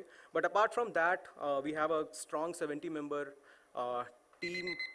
We have 50+ clinicians working with us. So it's a very good collaboration of technologists and clinicians working together. Finally, our goal is to conclude and touch 1 billion lives. What we have seen in the last 6 years is that while the intelligence might be artificial, if the intent and the emotions driving it are real and human, there is no limit to the impact that can be created. Thank you.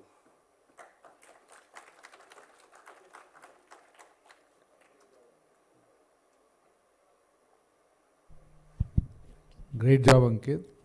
I mean, anyway, a well-known startup. So tell me, you are still going up to X-ray where there are technologies which can detect this way early than that. So have you are you thinking of going upstream on that? Oh, for sure. We are working on, we had already worked on chest X-rays. The follow-up tests after chest X-ray is something like a chest CT for, say, for example. No, I'm saying even before that, early detection. There are cuff acoustics which can detect today. Right. There are breath analyzer which can detect that. Yeah. Are you working upstream or not? So what we have done is that we have enabled on our platform to upload cuff sounds for patients, and we are integrating with other AI companies who are able to analyze that and then give the same alert to the patient. So instead of building everything ourselves, we are focusing on imaging AI and bringing together other AI partners on our platform to solve the other things. I just asked because you have a large data set. Oh yeah, for sure, yeah. But that's mostly imaging and radiology reports. So that brings me to imaging and radiology. Yeah. Are you thinking about moving into different radiology and imaging, AI-based this thing, anything that you can tell us about? We are definitely working on foundational models and generative AI and looking at longitudinal data sets right from EMR to imaging to clinical discharge reports. But still very early stage, we are just trying to see what is possible and what can be achieved there. But definitely a lot of R&D efforts are going there. And sorry, I'm asking too many questions, but I'm very intrigued. Please do, yeah. What's the cost for the patient of doing this, or to the doctor for that matter? Yeah, so we work on an yearly license model, and we are mostly B2B. The costs are basically a cut from the radiology report. So just to give you a sense, a radiologist gets 50 rupees in India to read a chest X-ray, while it can be anywhere between $15 to $20, which is like 1,000+ rupees in US. So based on different markets, the pricings are different. Overall, we operate at a gross margin of around 70%. And what is the uptake? I mean, are these being used? I saw your large footprint, but what is the revenue that you are getting right now on an annualized basis? Any idea So we know what is the uptake then. Right. So we are, we have seen 2,000% improvement in the revenue in the last 2 years. And current year, we should be closing in and around $20 million. In your revenue? In your revenue, yeah. Wow, congrats. Are you still a startup? If Flipkart is a startup, then yeah. One question for me, I remember about 10 years ago, I worked for GE Healthcare and we did similar things. So what did you do? Like, how is your algorithm improved? Like, what did you change to the state of the art that made you guys so much more accurate? Yeah, so companies like GE and Siemens have tried it out. In fact, they are one of their partners. But they have also realized that, to build such as algorithms, you need pristine focus, right? And so they have switched towards building platforms where they can onboard AI algorithms like ours. And that's also the reason why we are not going into cuff sound detection through AI, right? Like, it requires focus and dedicated efforts to one thing, to do one thing really, really well. Yeah, so I hope that answers your question. Yes and no. Like, some of the image computer vision algorithm are known, right? Like, we know what are the best ones. Are you guys using some of those and using your large data sets to improve those models? Or are you guys creating net new models? So we do improve our models, but the regulatory side of healthcare prevents us from doing continuous learning. So we cannot update our models on a daily basis. So once the models are approved, they have to be deployed as it is. But over the years, we do procure more data, update the algorithms internally, and then we have to go to the regulatory bodies like CE and FDA and say that this is the new model now. And we show that the performance on the previous data set is actually the same or better. And then they are allowed to, we are allowed to sort of update the models in production.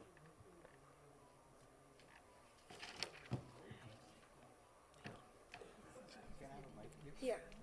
I have a question over here. This side, your right side. You have talked about TB through a chest X-rays, but there is a growing trend on extrapulmonary. Right. And how do you validate this extrapulmonary with your findings on the pulmonary? Right. Because it is a growing trend, and WHO has also reported. So how do you account for false negatives?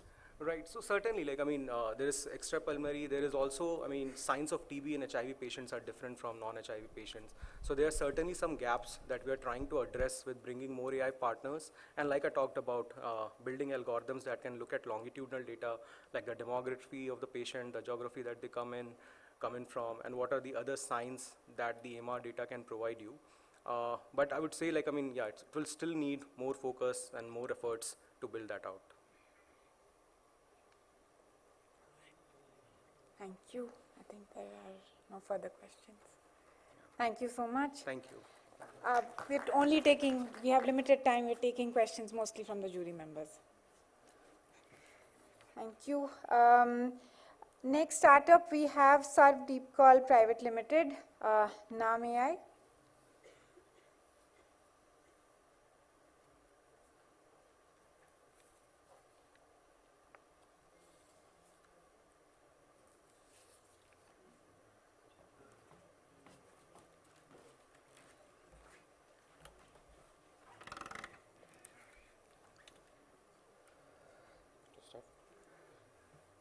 Good afternoon, Namaskar.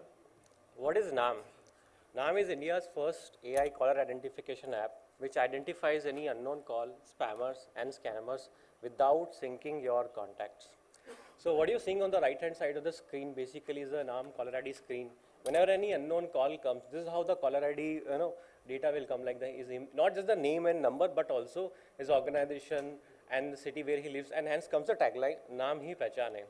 So what we are trying to build here is, as a child, we grow up and we go to school, we go to college, and we work somewhere, we work in a profession.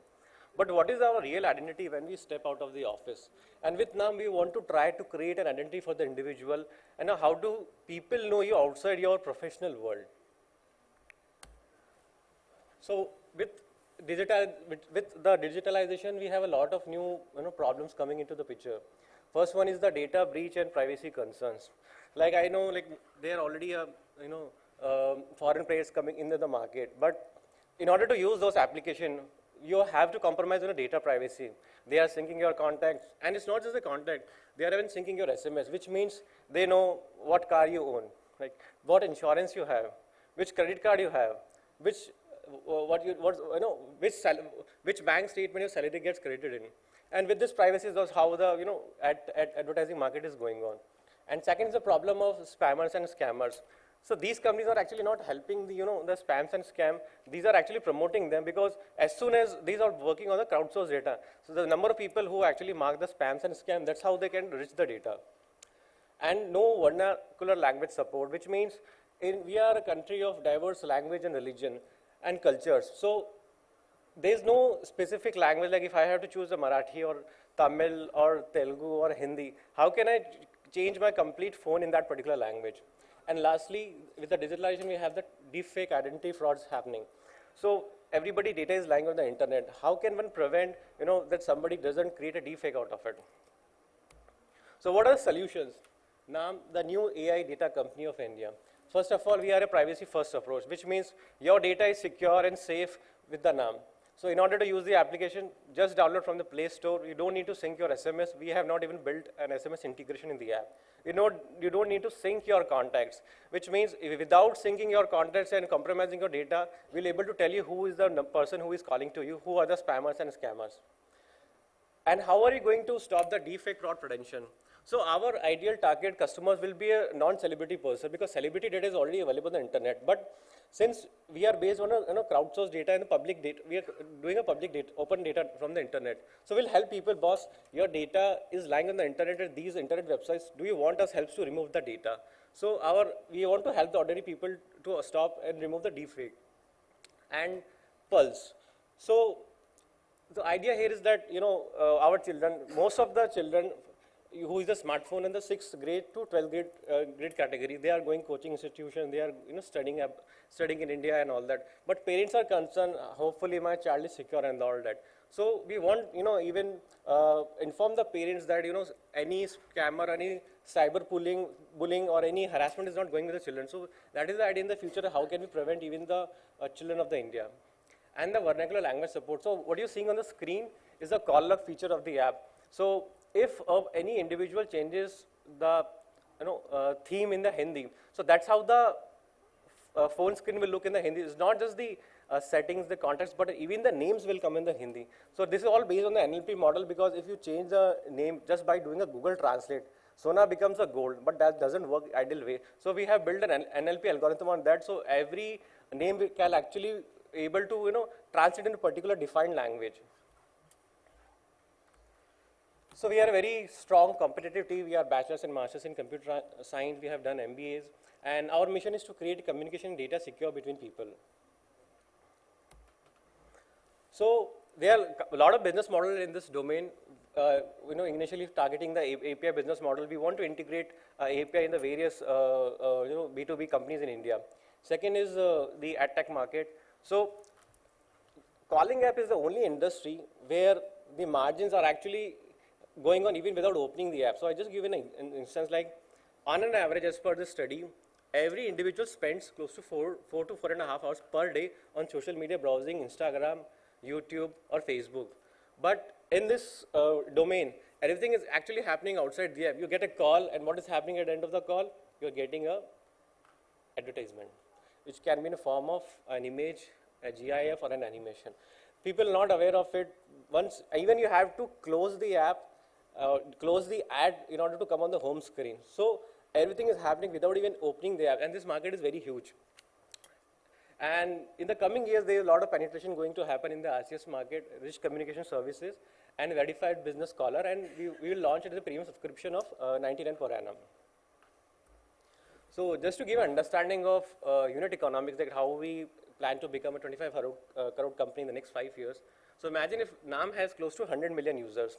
On an average, every individual gets at least 10 calls per day, which means I'm talking about a 1 billion impression per day. How many apps in India have the capability to serve this? Because it's all happening, the hook is, it's not inside the app, the hook is outside the app.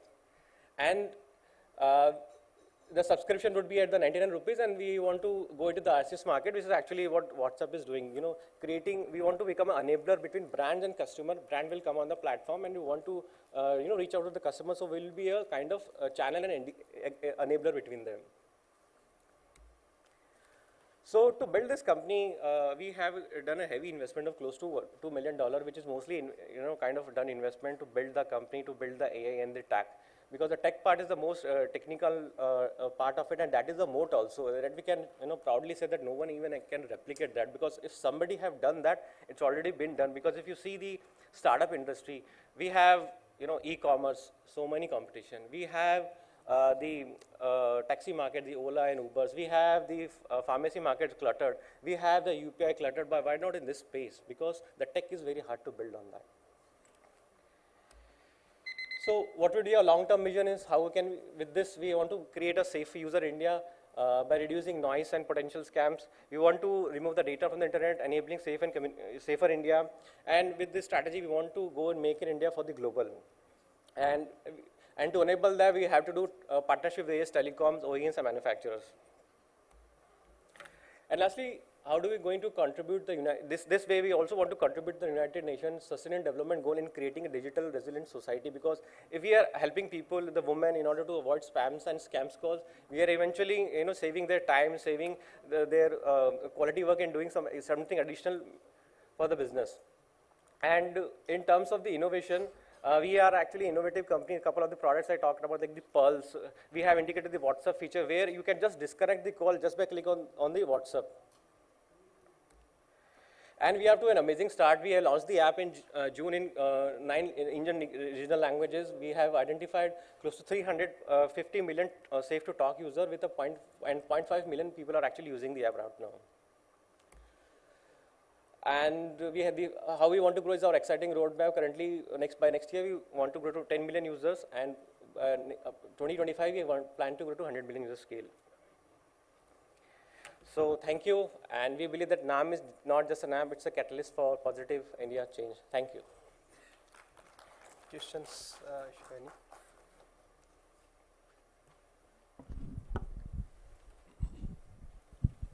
Yeah, hi. So what is your USP as compared to the Truecaller? So basically Truecaller, first of all, the Truecaller syncs your data, and you have no need to sync your data, and basically we are based on the public available database. We crawl all the internet, and we build AI ML models to identify this is the name and this is the number. And because this syncs your contact list, there is lots of reciprocal effects as well. So for example, if someone buy a SIM and save their name by my wife, so that start reflecting as my wife to everywhere. And second thing is, even the Truecaller actually the best tool for scammers. So what they are doing, they download the Truecaller, change their identity in the Truecaller, and start making a call, misperceptioning the other people as well. So, and they also note in multiple languages as well. And even Government of India, Army, and lots of government places, they are saying that Truecaller should not get installed on their applications. We are enabling these segments as well, and also we will tell you that where is your data is publicly available. So the primary source of spam or scam is because your data is somewhere listed by accidental or intentional, someone else list your data over the internet. So we provide you that links, websites as well in premium subscription, that you should delist them and kill the root cause of spam, scams, and even the deep fake in future if your image is listed there. So there's many more things, and we are just 5 MB application, no heavy SDKs, very low footprint in power as well, and no advertisements inbuilt right now. So there's many more features that differentiate us. Yeah, it's great. Thank you. So what's your cost of customer acquisition? I mean, is this 5 lakh has just happened organically? Yeah, organically, sir. So no, we just launched. We also selected in tech 30 companies of India, and people know us, then they tell other people as well. And no one in India have the first language as English. So the lots of tier 2, tier cities people are also getting attraction on this application. And when do you convert it into pay? Abhi to freemium hai? Yes, right? Premium or opt-in based advertisements in future. So when will you convert into a paid model? After 10 million users. When we have, the idea is to create a product stable, and get a sustainable user growth, and post that we'll go on the And monetization. even we also like integrating these solutions with UP 112 emergency services. Like before even the call comes, we can identify the caller is the female and a teenager, and the call get routed accordingly. So we recently deployed to the biggest contact center of India worldwide, specifically of 112 and dial 100 UP. So this also a very useful impacts on this kind of solutions. Then we can get money from other than like advertisements. Is there a OEM model to this where you can go to the telcos and ask them to actually Yes, sir. put it on all Machine their learning. subscribers? Yes. So isn't Machine- that a better business model? Yes. And also we're speaking with the Jio and Airtel that our machine learning models able to identify the people who are doing scams or spams by their calling pattern and behavior. So we can push them directly that you should suspend these SIMs. And also government of India is pushing because they come DLT in SMS, but they have no way to support how to stop calls. But in that this technology able to stop the calls as well. Thank you.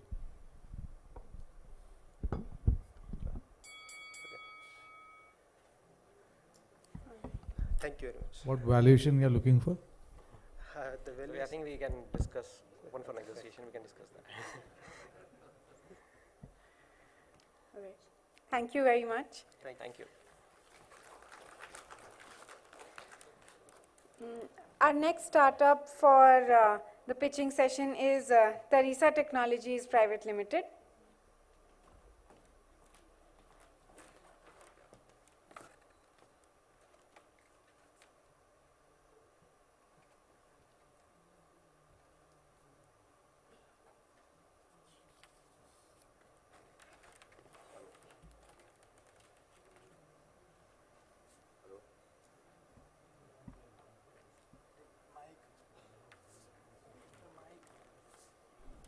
Hello.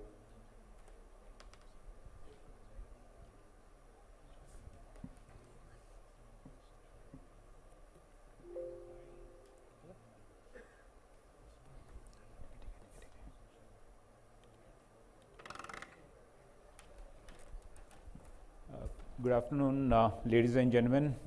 Thanks to Mighty for giving us this opportunity to present this, and thanks to GPay and OECD for this amazing expo that has been created. And we have taken one of the objectives as responsible AI, and this is what we are going to present to you. So I am Dipendu Biswas from Teresa Technologies. We are a fintech startup, and the problem is solving is for banks to determine the creditworthiness of small and medium businesses because they have challenges accessing finance, not only India but in many parts of the world.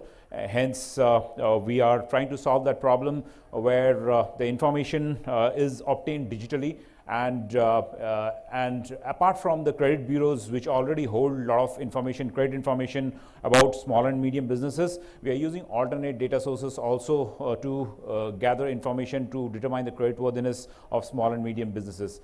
And sometimes when the existing systems don't work, people have to resort to paperwork, which adds to the lot of time and labor, and time costs money, and it adds to the bank's transaction costs. And as I said, many of the small and medium businesses do not have credit history, so it also adds to the problem. We have done extensive market survey with various customer segments. Some are microfinance institutions, NBFCs, public sector banks and private sector banks. And we have collected a lot of insights from the various pain points they have. Some of the large public sector banks want to lend to priority sector lending. However, because of the high cost of transaction, they purchase priority sector lending certificates from various government agencies, and it's left to the government agencies to do the financial inclusion work. However, if the cost of transaction is reduced, then they can do the transactions themselves. So here is an app which we demonstrated to our Central Bank Innovation Hub, Reserve Bank Innovation Hub at IIT Madras, where we use local language which is activated by GPS in the location of the user so that they can interact in their local language with a financial system and do transactions, whether it's payment transactions or whether it's a lending requirement that they have. And then we also do KYC using video and analysis using AI to detect the voice and audio, and then authorize the person with minimal interaction. And it is also disability friendly because they just have to interact with our app and get the services from the financial sector which they are looking for. And our core focus is our digital lending, apart from the innovation in financial services in enabling digital financial services. We have a 3-stage process to discover the borrowers, profile them, and then do the approval of loans, followed by the disbursals, as well as automated collections through the NAC and other automated systems. So you also see an app which uses AI to determine the various financial transactions the small and medium businesses are doing. Currently, we are using our central bank's account aggregator framework to take the mobile number of the borrower and detect which bank accounts it is associated with, and with permission, with their consent workflow, get the financial history for a period of 1 or 2 years and run our machine learning algorithms to determine their creditworthiness and also the risk of lending by the bank to the borrower.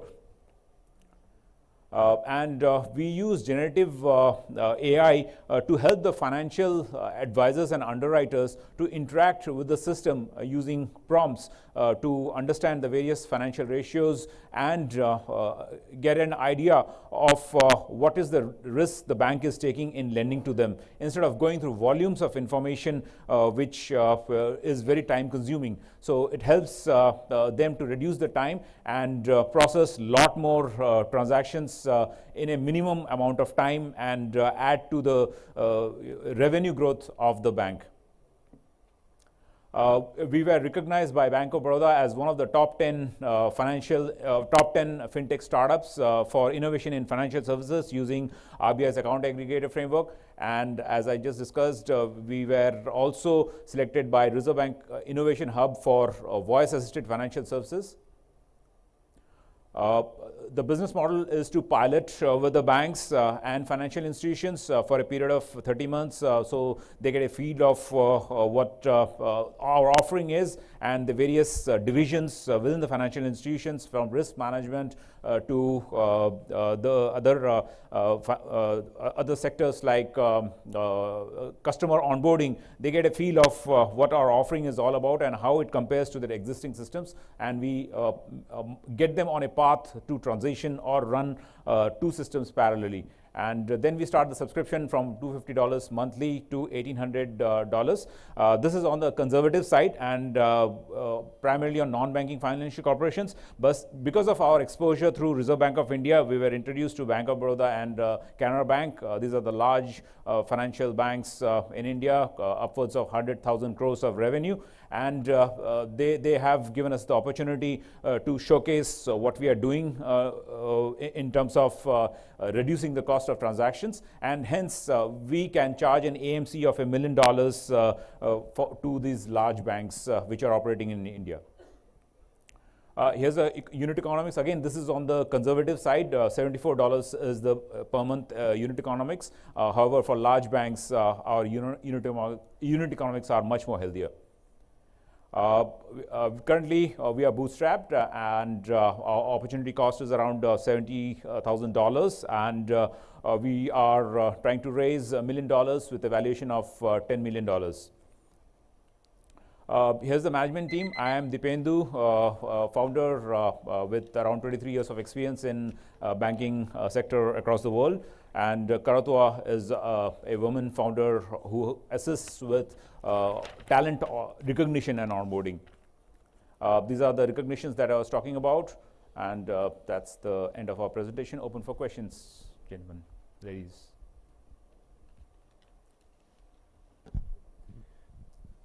Hi.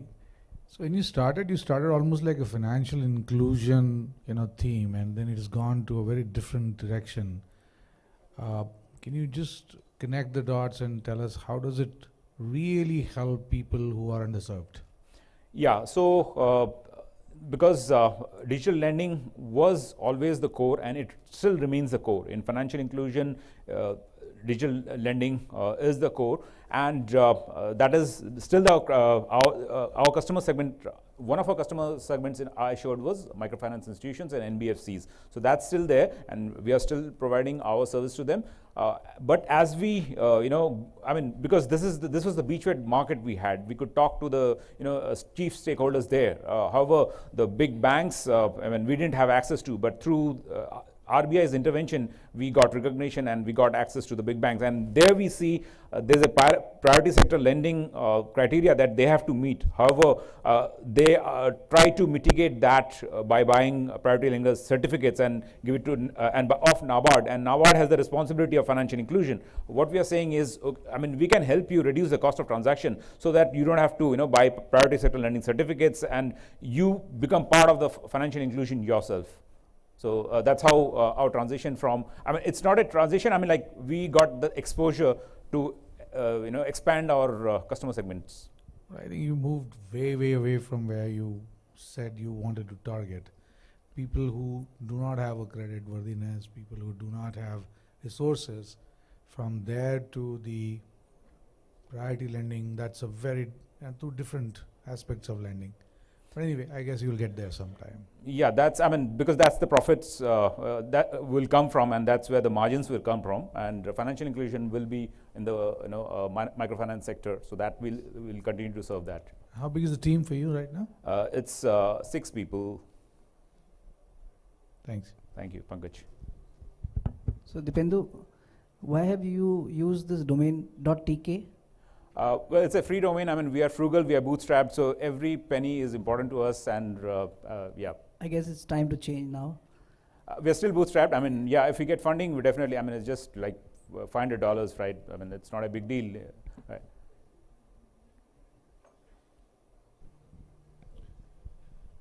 Can you talk about current revenue numbers? I might have missed that on your slide. Current revenue numbers, how much you've been doing over the last year? Yeah, right now we are at pre-revenue because we are a deep Rex startup, and there's a lot of work that goes into the algorithms and the models. It's very expensive. So we are keeping our transactions also low. We are hosted on AWS. We are running on credits that were given by AWS to us. But the moment we have sufficient reserves, we will automatically scale up the AWS transactions for high volumes.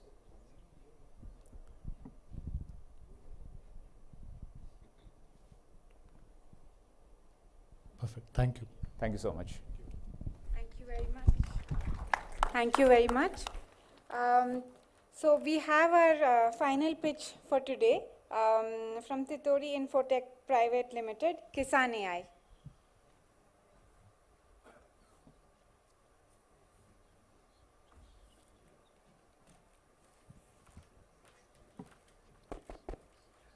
Good afternoon. I'm Pratik Desai. I'm founder of Kisan AI, and I think whatever you're going to hear from me today is not India first. Like, we have been working world's first in the journey that we have. So, like, we have 2 billion people associated with agriculture around the world, and doesn't matter which continent they are. Like, we always know they are suffering in some way, and doesn't matter what kind of advisory they are. Like, seeking for seeds, pesticide, fertilizer, equipment, doesn't matter. And mostly this is the last mile, smallholder farmers that struggle with proper advisory because this ecosystem is fragmented. There's like, you're a farmer, you're not supposed to remember all the settings in your app. Like you're supposed to work in the farm, and this apps and the settings and these things are like really like difficult for farmer to remember, and that's why we see like drop off using the technology. Because the technology is not simple enough. But then the same farmer will use WhatsApp and Instagram, every one of them, and you don't have to try to teach them to like, hey, how to use WhatsApp. They figured that out because this was simple to use. While if you talk about anyone, say like, hey, we have to reach out 25,000 farmer, they'll be like, oh, this many extension worker, education costs and everything. Like it's expensive to reach out to the farmer, bring a new technology, and then within 1 quarter, they'll forget. And now focus on the Indian problem. So we have a lot of education institute producing research, a lot of organization working inside, and there's a lot of knowledge get produced, but it never reaches the farmer. It reaches the farmer, but like on huge expense. So what we build Farmers Copilot. It's a vernacular, multilingual, voice-based generative AI, and it's a conversational. So what you need to do is take an app, select your language, and just there is a one button always, ask AI, and you start having conversation with the AI. It will deliver you from the knowledge base that we have curated from all this research institute or agriculture institute or something which is like supposed to reach out to the farmer from practices and everything else. And I think this is something also in inauguration, Prime Minister Modi talked about like how the conversational chatbots are actually affecting farmers. And this is like, when we launched, we were the first one in the world. We solve end-to-end voice problem. We are supporting 9 Indian languages. We have like other languages also supported, but we are focusing on India. And we were like first to do that before like OpenAI or BART did that end-to-end voice thing. Like we did it in March. And because we solved a problem and how we did it, there is like you need to understand that this knowledge that get produced are in PDF. There's like scanned pictures or like some perchi and all things like that. And that's not like something which farmer can access easily, or that's not something he want to like research. So we are working with people in the background in farming, our participation and collaboration with Agriculture Institute. We are curating the information so it can be then fed to the LLMs. And then when the farmer asks a question, the LLM will comprehend the question and then deliver, fetch the knowledge, convert into the way that farmer can understand in simplified manner and deliver them in their own language. And if it's a voice conversation, then it will reply back in the same language. And because it's generative AI and you are curating data, we have figured out how to kind of properly curate data because we've been like doing very early. We figured out dynamic chunking and all the other parameters that like people are figuring out right now. This works for all other verticals. It doesn't have to be just seed or fertilizer or anything.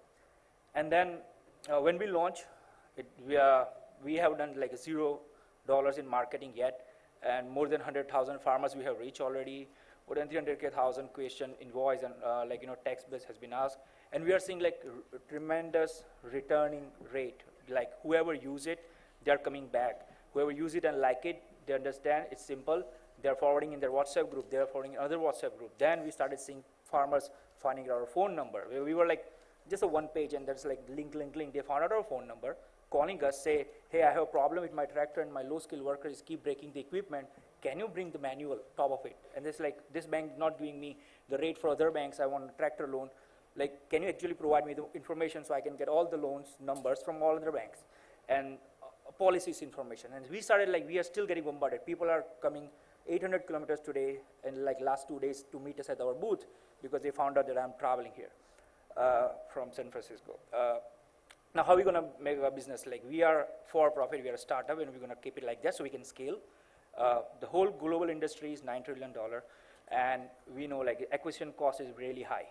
And even if it's a 1% of that customer acquisition cost or 5% total, is still a $5.4 billion industry, like all around the world. And being like the pioneering in the whole this generative agriculture, we are trying to kind of solve this 4 big problem for every B2 like business in agri input or like anything related in agriculture, which is low farmer engagement. They have an app, everyone has an app, but the farmer use it once or twice in one season, then they never open the app. So, like they are not using the app much, and then they forgot how to use it because there are so many options, click here. Then there's a huge amount of staff for support every language 24/7, and this L1, L2 support people are like not really that they can answer all the questions. They're basic, or they have to like read catalogs and figure things out. But AI, they can ask and say like, hey, I have a cotton crop, I have a white fly problem, which of your pesticide I will use, and AI will just fetch it and say like, this is what you need to do, and that to remove all this 24/7. And we have seen our platform, farmers calling middle of the night, where the farming, you can see the cricket in the background, we can hear the cricket in the background because we do anonymously like the voice testing, and the farmer from the field while watering the farm are asking questions. Like we enable 24/7 like access to the farmer. Now they don't have to wait on the line or talk to a professor or get appointment to university, which probably never happens. That's like, we know how it works. And then we are actually enabling, if the farmers start engaging inside their app, then we can also enable B2B's direct customer acquisition and the cost. So it reduces significantly the distribution channel and all the layers there in between, which cost the agri input companies and also the farmer. So if you reduce all those layers and enable the direct commerce, then it helps the B2B company. And we are collecting insights, so we can also help them with the product design and say like, hey, your particular, this pesticide, like just an example, we do all vertical. This pesticide has a lot of grievances, sentiments very low, you should work on the product design. So this is the inputs and insight we can provide for agri companies. And so our generative AI platform, what we do work with them, that we do curation for them. We create LLM, we create custom API, so they can integrate it inside all of their different with the farmers, customer support, or distribution channels. And in terms of providing value, we are like end-to-end generative partners for the agriculture companies. We help them with data enrichment from their unstructured knowledge. We help them create models, copilots, insights. And our biggest thing is we have B2B, but B2C with the Kisan AI is the data acquisition platform. We run B2F, so we can create the premium model. So we keep running for free. Farmers always have free access to Kisan AI and general knowledge, which help us to build our platform, which then we use as our model. And there is huge inbounds we have seen. In terms of customer, we have one Fortune 500 company who are working with us to have this whole technology integrated for their knowledge base. We have one world organization working with us to create a board. And I think, give me 1 second, because I think I want to be the showstopper, because we always have complained that India doesn't ship LLMs. So we actually, Monday, on the first day, we shipped our first LLM. It's called Denu, based on Llama and Hathi from Sarvam. We collaborated with Sarvam. And the Denu is the world's first agriculture model shipped from India. And this we launched on the 12th.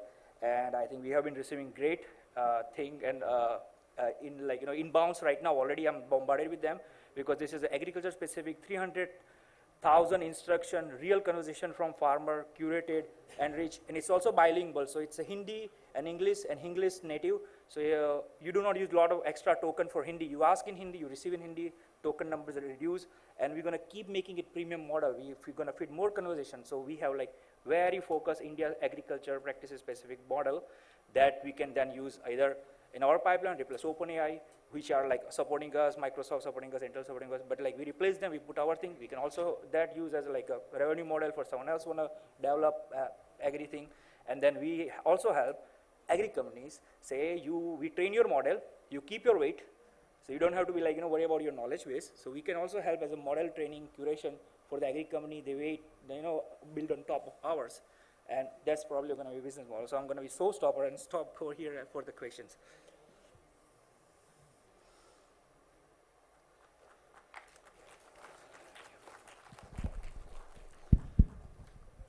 Maybe I can get us started. I think great job. You did a fantastic job. I read a report recently which said that there's about 60 advisory solutions in India alone. How is your solution in terms of quality advisory different than some of the other ones like Digital Greens? Yeah, I know Digital Green very well. And Digital Green is working on their own database. They are not curating everything. And it's also non-profit foundation. So we are building a startup. So we want to scale. We have like 12 countries reaching out to us. So we want to make sure that we curate whole pipeline as on the startup level, and then keep repeating everywhere else. So our mandate is to curate wherever we get money and revenue. In terms of advisories, the quality of the advisory. Quality, okay. So as I was saying, the Digital Greens uses their own data that has been collected by them, or the videos. They transcribe the video. I work with all of them, actually, the people who develop. And we want to take all the data that is also produced by the Agriculture Institute. We have 120 ICARs and Agriculture University who produces their package of practices, which is a very geography specific. So our advisory is basically, right now we have done 30 to 35% curation of the knowledge that produced in India, because it's very difficult to access too. It's taken a picture and scan thing. We have to do a lot of like, curation on top of it, convert them into like language to forms and then English, and then do curation like properly for chunks. So we want to make sure that like we cover everything which is related to like for India, like agriculture institute knowledge, research later on, and like very specific for that thing, and not just limited to like one particular mandate, So we have like a bigger knowledge base basically compared to like digital greens.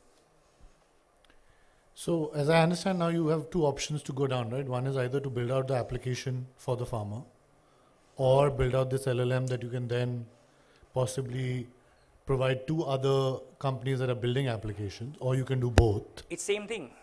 No, it is the same thing, but as a matter of focus. Because the conversation helped me to get my model better. Right now, the 300,000 instruction is coming from this model. Next time I have 1 million, my model will be better. So 2.0 will have 1 million instruction kind of fit in, right? So in a way, you're choosing to do both things, is my understanding. You will build out the LLM that can service other startups, or like other companies doing this kind of advisory work, or any other kind of work with farmers, which requires agricultural research information to be aggregated, etc. Plus, you'll build out the advisory application for the farmer. So advisory application get me the instruction that help me to build the model. Yeah, no, I understand. So we'll do continuous thing, because then I lose my edge to be the like first one to have most premium model in agriculture domain space, right? And can you talk about how you're planning to acquire the farmers? You obviously mentioned the cost is very high, right? Yeah. But so what's your go-to-market plan for acquiring that set of farmer customers? Okay. So in a way to start using as your I said, like we have 100,000 farmers right now without zero marketing. They are just spreading right now, and I'm like right now not forcing myself to get more farmers right now. Like, so if we are working with some FAOs and MGOs, so they can actually like help them out. But I want to figure out a good revenue model and like a profitable business before I open it up and say like, hey, 100 million farmers start using it, and I run out of all my GPU credits or the money that I have raised in revenue.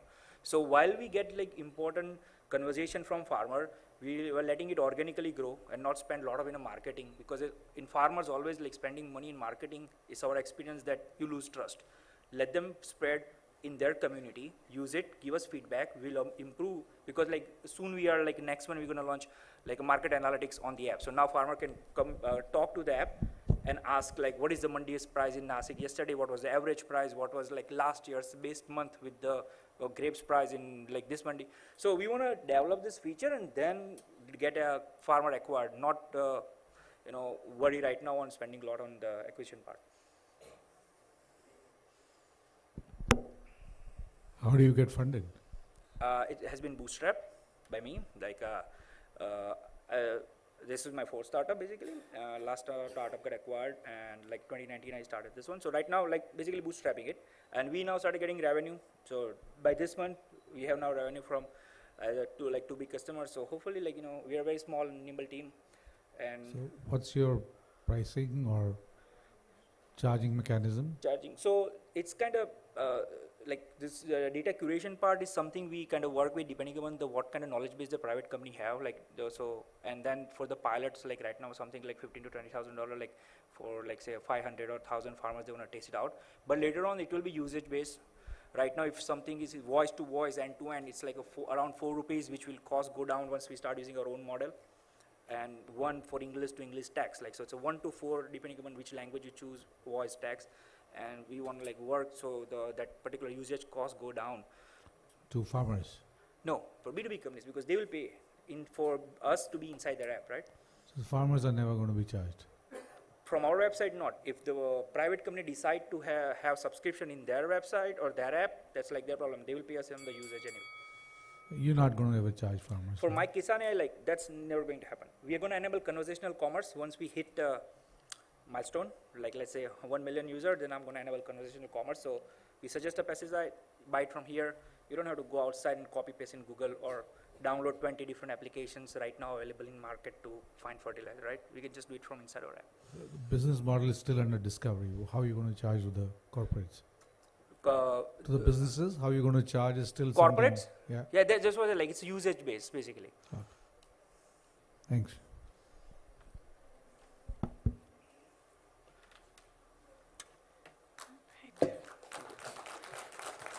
Thank you so much.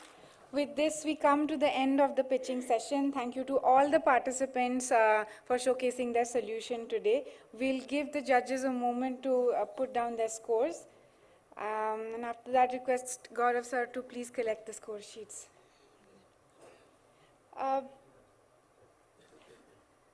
Requesting all the judges to also come on stage after the scoring is done.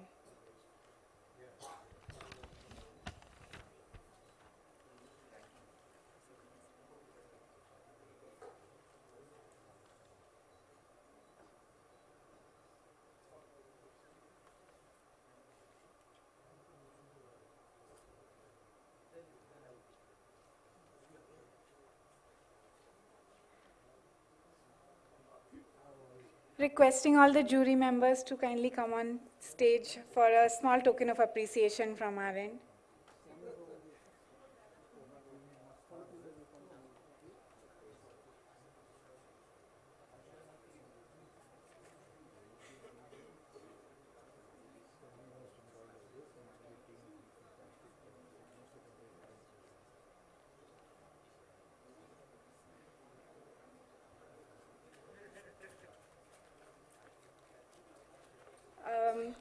So, requesting all the jury members to kindly come on stage for a small token of appreciation.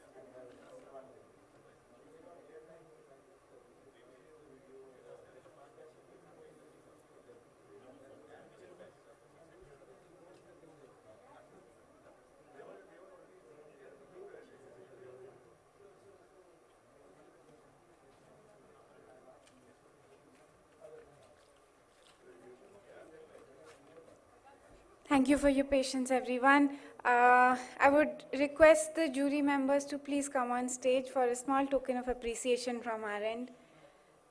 Stage.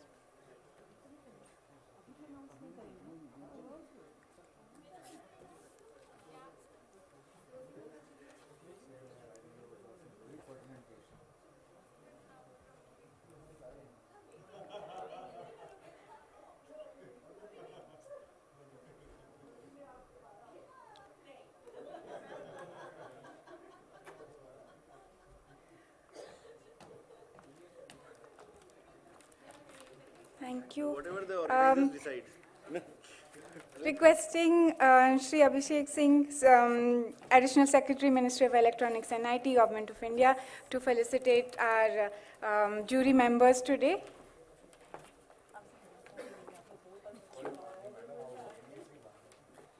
Thank you. Mr. Arpit Agarwal.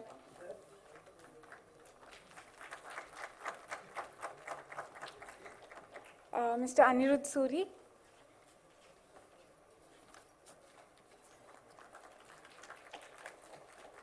Mr. Harshjeet Sethi.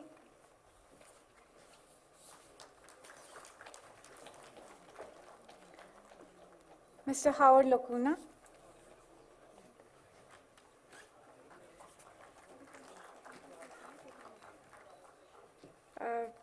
Mr. Pankaj Thakur.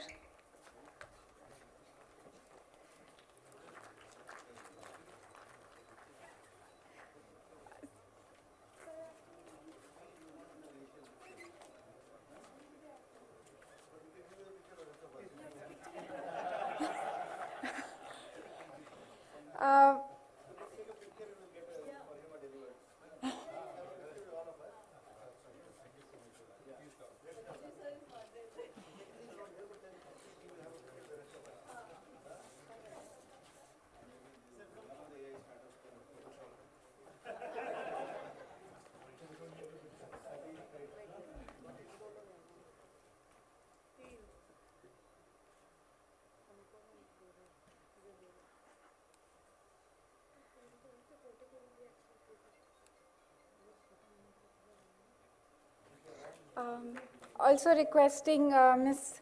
Kavita Bhatia, Group Coordinator, Emerging Technologies, MIT, to please give the token to sir. No, I was telling.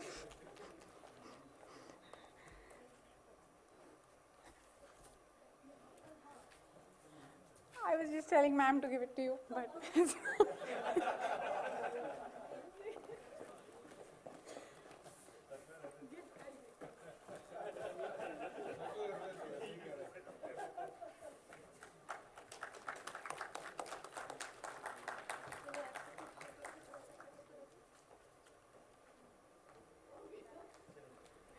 Thank you, everyone. The results will be announced at the closing ceremony, which is scheduled to be from 5 p.m. today. Thank you, everyone, and have a great rest of the day.